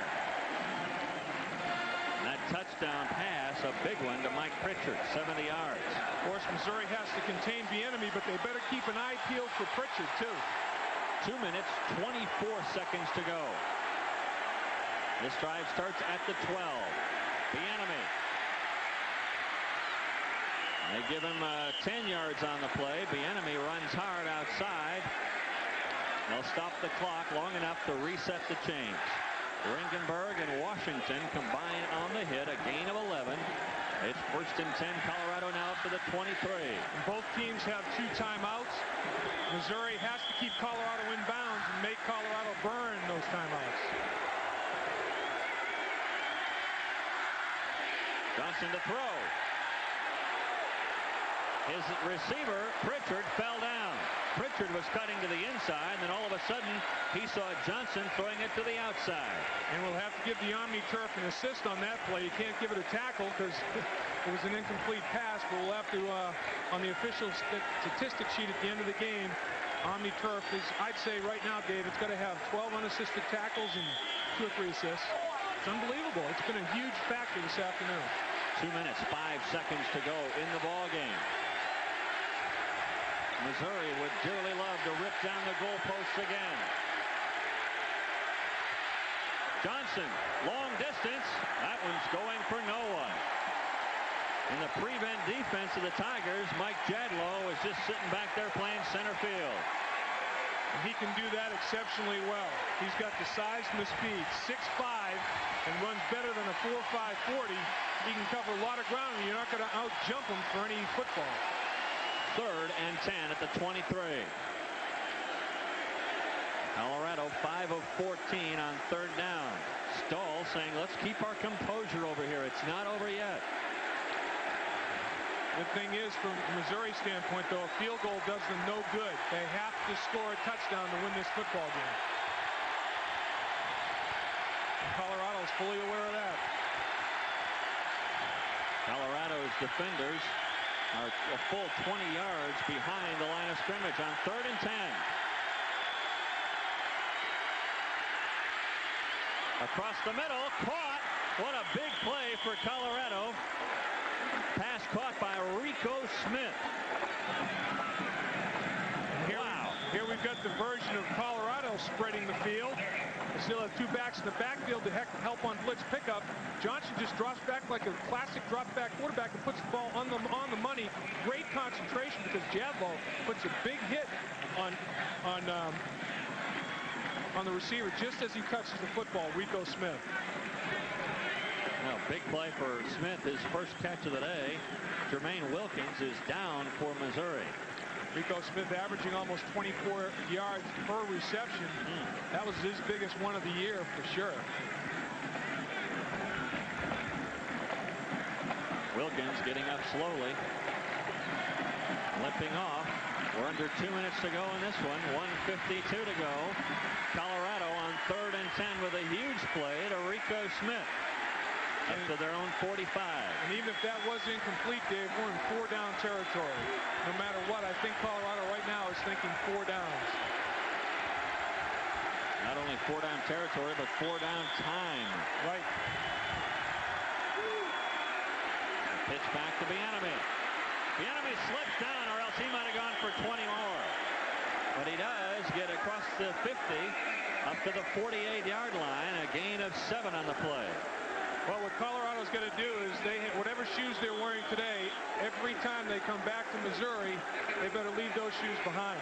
And Bieniemy now over 200 yards rushing today, 202 yards.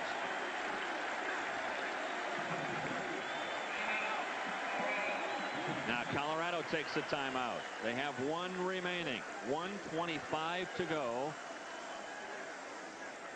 Bob Stoll trying to pull off an upset over this man, Bill McCartney. Bill's talking to his quarterback coach, trying to make sure that they're all on the same page here. Only 1 timeout left. And you got a running attack in the I-bone formation. And you got a running attack that can get out of bounds on either side. We saw Pritchard. Remember, we were talking earlier about how it's tough to come back. Well, then Pritchard takes it on the reverse, 68 yards for a touchdown. They have a lot of weapons even out of the I-bone. Exactly. You can't key in on Bieniemy or Pritchard will hurt you. All you need is more than one dimension to have a defense concern themselves with, and Colorado definitely has that. And as we've seen, they have gobbled up huge chunks of real estate with that running game. And now they're in Missouri territory with almost a minute and a half, 1 minute and 25 seconds to go. They have plenty of time. And, of course, they have plenty of composure. They've been here every game this year in this situation. Undefeated in the Big 8 last year. It's their first game in the Big 8 conference this year. 2nd and 3. Johnson wants to throw, feeling some pressure. Now he's going to run with it. He goes out of bounds to stop the clock at the 30-yard line. Fletcher almost got there. One big hand, I think it was Garton that got the hand to push Fletcher by the quarterback. And here you'll see Johnson drop back. Everybody's dropping back in zone coverage. Look at Fletcher. Just pushed just aside by Garton was. And Johnson gets as many yards as he possibly can, and very alertly and wisely steps out of bounds. Johnson leading him down the field. Remember, this drive started back on the 12-yard line. 1:17 to go. Now it's at the 30 of Missouri. Johnson again with time across the middle. Oh, in and out of the hands of Pritchard. Incomplete. Incomplete. Missouri was, in a way, hoping for a reception and a fumble. They didn't get that. And it'll be 2nd and 10 from the 30. Richard Johnson Charles Johnson is showing himself capable of throwing the football. Just classic drop back style. Not the tightest spiral in the world, but Pritchard, that's a very catchable football, especially for a guy with the athletic skills that Pritchard has. What is it? All their games have been decided by a total of 18 points. Yes. It's going to be around that margin again here today, no matter what happens. Bieniemy Cuts it back inside. Bieniemy on his feet. Inside the 20, down to the 16-yard line, and out of bounds to stop the clock with 1:03 to go. Great vision, great field presence by Bieniemy. He did not run at the point of attack where the play was designed to go. He cut it back. Play's designed to go to the right, cuts it back. Watch this. Works his way to the sideline. Says, I'm going to get as many yards as I can. He knows Jadlow's chasing him. Steps out of bounds at the 15.5-yard line. Oh, look at those numbers for Bieniemy. And to underline the fact that Colorado is used to this kind of pressure. They've been in it every game this year. Johnson steps up. Little dish out to Bieniemy. He stops. Goes down at the 10. Rob Harper came from behind to hit him. A pickup of 6 on the play. It's going to bring up 2nd and 4. Clock continues to run on that play. Now at 41 seconds and running. And now we've got a timeout taken. By Missouri? This one, I think, is taken by Missouri. Yes, it is. They wanted to make sure they had the right defense out there. So they stop the clock and give Charles Johnson a little bit of a breather and a chance to come over and visit with his coaches. Charles Johnson has shown that he is a Big 8 caliber quarterback on this drive. He executed very well against Washington in the drive he had last week, Dave, and he's keeping his composure exceptionally well on this drive. And whoever is authoring these football games for Colorado has got another chapter in mind today. Just an unbelievable game. We saw Chip. He's breathing a little sigh of relief right now, but it's not over yet. And Colorado, remember, as you pointed out earlier, they need to score a touchdown here. Field goal does them absolutely no good at all. Bob Stoll and his defense are going to try to dig in. And this is where they've been effective, Dave, the entire second half in the red zone. They have limited Colorado in the previous drives to field goal opportunities, with the exception being Pritchard's big play touchdown. But right now, as we said a couple of times, this is going to be 4-down territory. A field goal is not an option anymore. That's right. They have to keep them out of the end zone. And really, the other thing is Colorado, this is 2nd and 4. Colorado can get a 1st and goal inside the 5-yard line with this field position right now. They get a 2nd and 10 at the 8.5 or 9.5-yard line. They can have a 1st and goal at the 5. Well, last week, Colorado, Washington, 1st and goal from the 7, and Colorado stopped him. Can Missouri do the same and pull off a big upset here in Columbia? Each team with 1 timeout remaining. You see how much time is remaining in the game. 38 seconds. Pritchard in motion. Johnson, fake pitch out. Pass. Oh, and down at the 4-yard line goes John Bowman. I think he might have scored if he doesn't go down. If he doesn't score, he's within a breath of the end zone. Once again, the Omni-Turf. Unofficial, unassisted tackle. He stayed in bounds, so they're going to have to go with a quick offense here. They stopped the clock long enough to set the change. Now it's rolling. 30 seconds to go. And Johnson just downs the football. Well, they had a 1st and 10 on that play, so basically all that does is cost them 1 down, 2nd and goal from the 4-yard line. And this is a clever play, a little misdirection. Johnson, everybody thinks the play is going to be an option to the left. He rolls to his right, naked. Fletcher's there to make a play. Tight end's left unattended. Down he goes. It's a one-on-one scenario with the linebacker Riggenberg if he does not go to the turf. And it'll never be known. No, I'm sorry, that's a defensive back, Chip Fields. Never be known if Fields would stop him or not. Yeah, Bowman really had his eyes on that end zone and didn't get there. So it's 2nd and goal from the 4. Clock going 28 seconds. Pritchard comes out. Double tight end. Bieniemy stopped at the 1. Maurice Benson hit him hard. They have 1 timeout left, Colorado, and they did burn it. So now on 3rd and goal from the 1.5-yard line. 2 plays remaining for the Buffaloes, and if they run on this play, Dave, I don't know if they can get another one off. It's a good point. If you're Missouri, you lollygag your way back to the huddle and back to the correct side of the line of scrimmage as best you possibly can. They're going to have to pull out all the stops on this play. If I'm Colorado right now, I roll Johnson out. I give him a run-pass option and get him outside of the contain, and he can make a decision, a quick decision, if he thinks he can get in the end zone himself, or else throw the football. If they've got a run-pass option where he can pressure the outside linebackers in the secondary, I'd do that with Johnson. I'd come to the wide side of the field with it, too. Give him a lot of real estate to work with. Well, or the other option, I guess, is to use your big guys up front, Gartman, Lewenberg, and Vanderpool, and play some smash football down here. Yeah, that's, you know. Then you got the clock to worry about at that option. Right. And what Colorado might do is spread the field, try to get the field spread as much as they possibly can to soften the middle a little bit so they can't stack the middle defensively, Missouri can't, and give them an opportunity to match up one-on-one, like you say, with their big beef up front. And the Buffaloes pull it out again in the last 2 minutes of the game. They've done it offensively and defensively this year.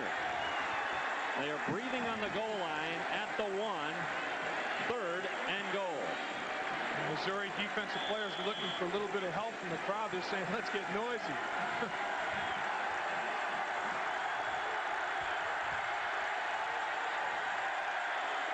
Bieniemy, he's had the goal line. Stone. Now it's the referee's discretion. If they don't unpile quick enough, they blow it dead. The referees say, no, we have to spot the ball. And they are with 8 seconds to go. Yep, they're going to give Colorado an opportunity to run another one. They're running it. Called. Clock running. 4th and goal. He downs it. Or was that 3rd down? That was 3rd down. That was 3rd down. All right, my mistake. 3rd and goal. He just downs the football with 2 seconds to go.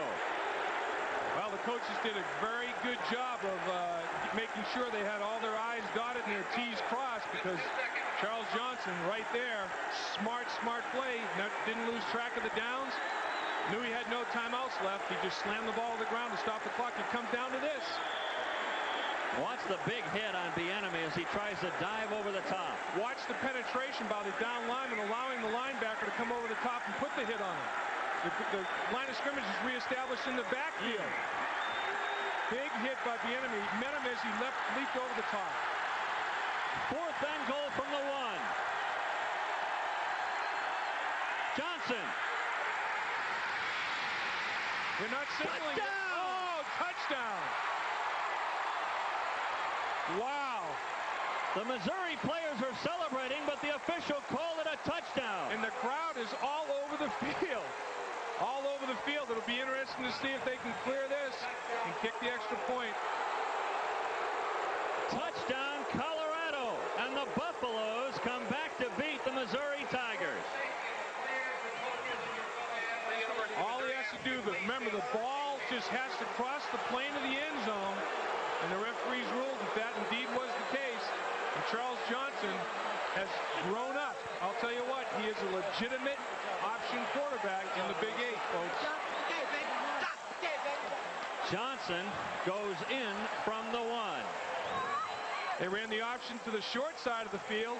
Johnson turns it up right away, lowers his head.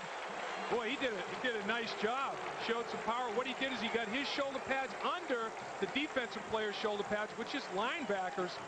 Got his shoulder pads under and was able to bounce off, deflect off. He just barely crossed the plane of that goal line, guys. Let's see where we can see it from here. Hard to see right there from that angle where he is when he goes down. Wow, I'm not sure he got in. I'm not sure he got in either. Really am not. Well, it doesn't matter what we say on this play. The fact is the officials called it a touchdown, and the crowd here at Columbia is stunned. The Buffaloes come back to beat the Tigers on the last play of the game. We'll be back to sort it out here in Columbia in just a moment. I'm James Buster Douglas. I knocked out Mike Tyson, and I am the heavyweight champion of the world. Call me. On October 25th, 1990, James Buster Douglas, heavyweight champion of the world, will defend his title against challenger Evander Holyfield. you can be there. Call now, 1-900-454-0001. Enter the James Buster Douglas World Championship Sweepstakes. 2 lucky fans will win an incredible trip to Las Vegas to see the fight live at the Mirage Hotel and meet James Buster Douglas in person. Call 1-900-454-0001. Every 50th caller who registers receives a free Buster Douglas t-shirt. Buster will also personally call one entrant each week. Call 1-900-454-0001 to enter now. The Sweepstakes package is a once-in-a-lifetime chance to visit Las Vegas and see a matchup of the world's top fighters. Call 1-900-454-0001. I'll be talking to you. The officials are still discussing things, trying to make sure that they make the right call. The officials would like to make the right call here, and they're, I think, discussing, too, whether they have to come in and go for the point after. Right, kick the extra point or not. Because, really, in college football, if the extra point is blocked, or no, if the extra point is blocked, they can take it back for points and get a point out of that. Right, which would they'd still be down a point. They're down 2 right now, and of course Colorado won't be going for 2, so that's kind of a moot point at this point. But the referees, they did all huddle up, Dave, to see if in fact the right call was made, I believe. All right, watch number 88. Let's look to the left of the black jersey, number 88. Watch as Fletcher works his way down the line of scrimmage. There's the ball there. Was his knee down? There's the ball across the end line. Was the knee down? Let's see it from this angle. He stretched the ball out over the goal line, but was it after he was down? Look at his left knee. Look at his backside. Look at his backside. His back is down, and then he puts the ball over. That is very... Watch the ball coming over again right here to the left. There is the ball coming across right there. But that's, I think, after he's down, he lifts it over his head. Here's that angle. Here's where he is down right there, and the ball starts coming out there. Right. He was down, and he had the ball over his chest area, and then after down, extended it over the goal line. That is going to be a tough call either way. They're still huddling up down on the field. The officials and the players are still huddling up. And the goalposts have come down for Missouri, even though it looks like they are going to lose this ball game. We say looks like because there is still a discussion down on the field. They're trying to get the field cleared so they can run an extra point. You know what? I think let's make sure about these downs. I'm not sure that there were more than 4 downs run on that. That's what I thought. I was saying it's 4th and goal, and he downed it. I thought, where did I lose a down? Because what he did was he burned, after he got the first down, he stopped the clock right away. So it was 2nd down right there. That's what I thought. They ran 2 plays, and then he burned it again on. So they may have run 5 downs. I thought I went brain dead. I thought there is another play in here that I'm not seeing. I thought for sure that was the call, that it was 4th and goal when he downed it. I was so surprised that he did down. Everybody's saying great composure and all that. Yeah. And I'm thinking, I thought that was 4th down. Now, the yardage markers and both clocks said it was 3rd down on that play. So did they have 5 plays indeed? They're going to probably check the play-by-play. I think they did. As I recall, okay, they had a 1st down on the reception by the tight end. He comes up to the line of scrimmage, stops the clock. So it's 2nd down. And then they ran 2 plays after that, so it's 3rd down. Now, what do you do to Colorado? Do you tell them Missouri's coming back out on the field? Do you allow Colorado to run another play there because the quarterback, thinking it was 3rd down, downs it? And the thing is, no referee did anything at that point in time. No referee stopped it. So what do you do? Is it a do like in a touch football game in your backyard when there's an argument? You say, oh, let's do it over. It's a do. Is it a do-over? Yeah. Or is it not a do-over? Bob Stahl saying, wait a minute. I was so surprised when it was on that 4th down play because I thought for sure it was 4th and goal when he downed it. And the officials and everyone else said, no, it was 3rd and goal. Now they're talking to the play-by-play, and they're getting things straight here, just to make sure that they've got it all down right. There was a very famous game. I'm trying to think of what game it was, where there was a 5-down situation that the team was allowed to get a winning touchdown running 5 plays. They lost track of a down. It has happened before. There is a precedent for this. J.C. Louderback is the referee. He's an experienced guy out of Ark City, Kansas. By rule, you would think he burned the opportunity on the legitimate. By rule, you have 4 downs. If you don't convert on 4 downs, the ball's turned over. He downed the ball on 4th down. By rule, you'd think Missouri wins the football game. But since the referees didn't catch that problem, what do? This is going to be very delicate indeed. Very delicate. All right, they're going to talk to Bob Stahl, and I think they're going to allow one more play, and we're going to reset things. I think. Right now, J.C. Louderback is still on the phone upstairs trying to sort this out.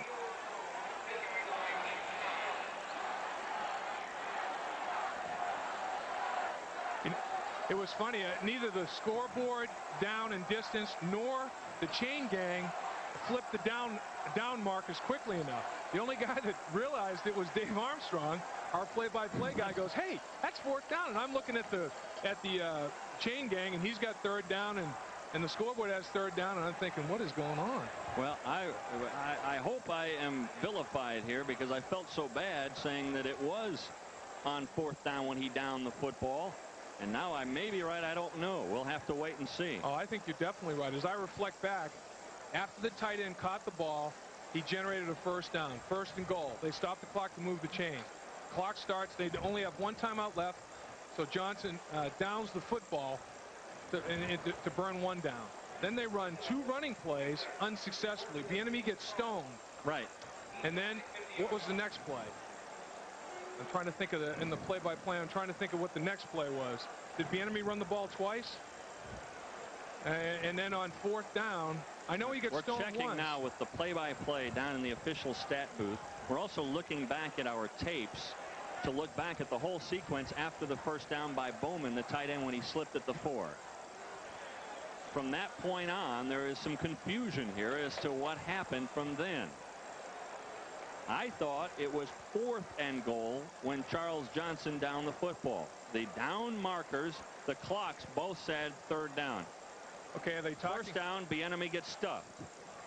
2nd down, Bieniemy gets stuffed again. No, okay, 2nd down, Bieniemy gets stuffed. He downed the ball on 1st down, so it's 2nd and goal. He just killed the clock on 1st down.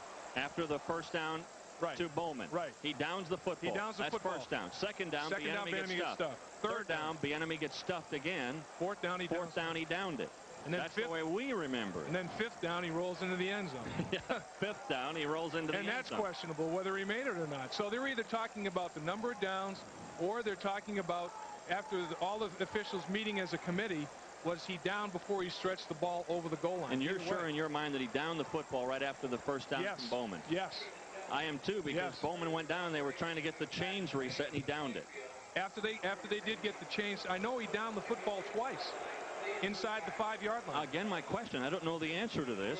All right, if it was 4th and 2 or 4th and 1 with 2 seconds to go and he downed it, now what do you do? Is the game over? Right. Or since the officials miss it and then he scores, do you give him another chance? That's the question. And that's what this committee's all about. And I think right now he needs Solomon or somebody in there. The committee is not about whether Johnson got into the end zone or not. That's a judgment call. Right. This is a rule. Right. And I'm not sure. I wonder, since there has been a precedent that a team has won a college football game by losing track of a down, I wonder if that precedent is being implemented here. Obviously, a decision, it's not an easy decision to make. Stahl is saying, oh, wait a minute, what's your decision? I think what you have to do with Johnson in mind is saying, wait a minute, give him the benefit of the doubt, because he for sure thought it was 3rd down. On 4th down, he might not have done that, or he wouldn't have done that. No way he would have done downing the football on 4th down. He thought it was 3rd down, and the coaches all felt like, all right, you go in, let's run Bieniemy up the middle. If we get stuffed, let's down it. It was 5 downs. We just got the information from the sports information director at Colorado, Dave Platty, who went down, checked the play-by-play. They did get 5 downs. Now, can you take it back? Right. Can you take the play back and either is the game over one way or the other, or do you give Colorado an opportunity again because of an official's error? That is the question. He's coming over to talk to both coaches, Stahl and McCartney, to sort things out. Stahl not happy at all. He's saying the game should be over. It was 4th down. He downed it. It's our ball at the 1. I'll tell you what, they could have ended this. Our play-by-play guy, Dave Armstrong, he's on top of these plays. He keeps it. His mind's like a steel trap, a computer, and it's just clicking every down that unfolds. And he said, "That's 4th down," and we're all, nah. I felt stupid at the time. Now I feel pretty good. I'll tell you what, a gold star on your forehead, buddy. All right, let's hear the explanation. The touchdown does count. We're going to run the extra point. Oh my. Wow. You count the touchdown. 5 downs. Count the touchdown. Wow. What a heartbreaker for the Missouri Tigers. Well, they'll just fall on it from here. That's unbelievable.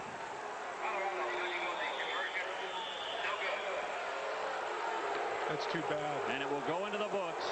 33-31. Missouri loses. Well, the Big 8 commissioner is going to hear about this one and hear about it. He's here today. Yeah, is he? Well, this is a tough situation. You talk about ripping a team's heart right out. Look at Bob Stahl. That's just too bad. That's a shame.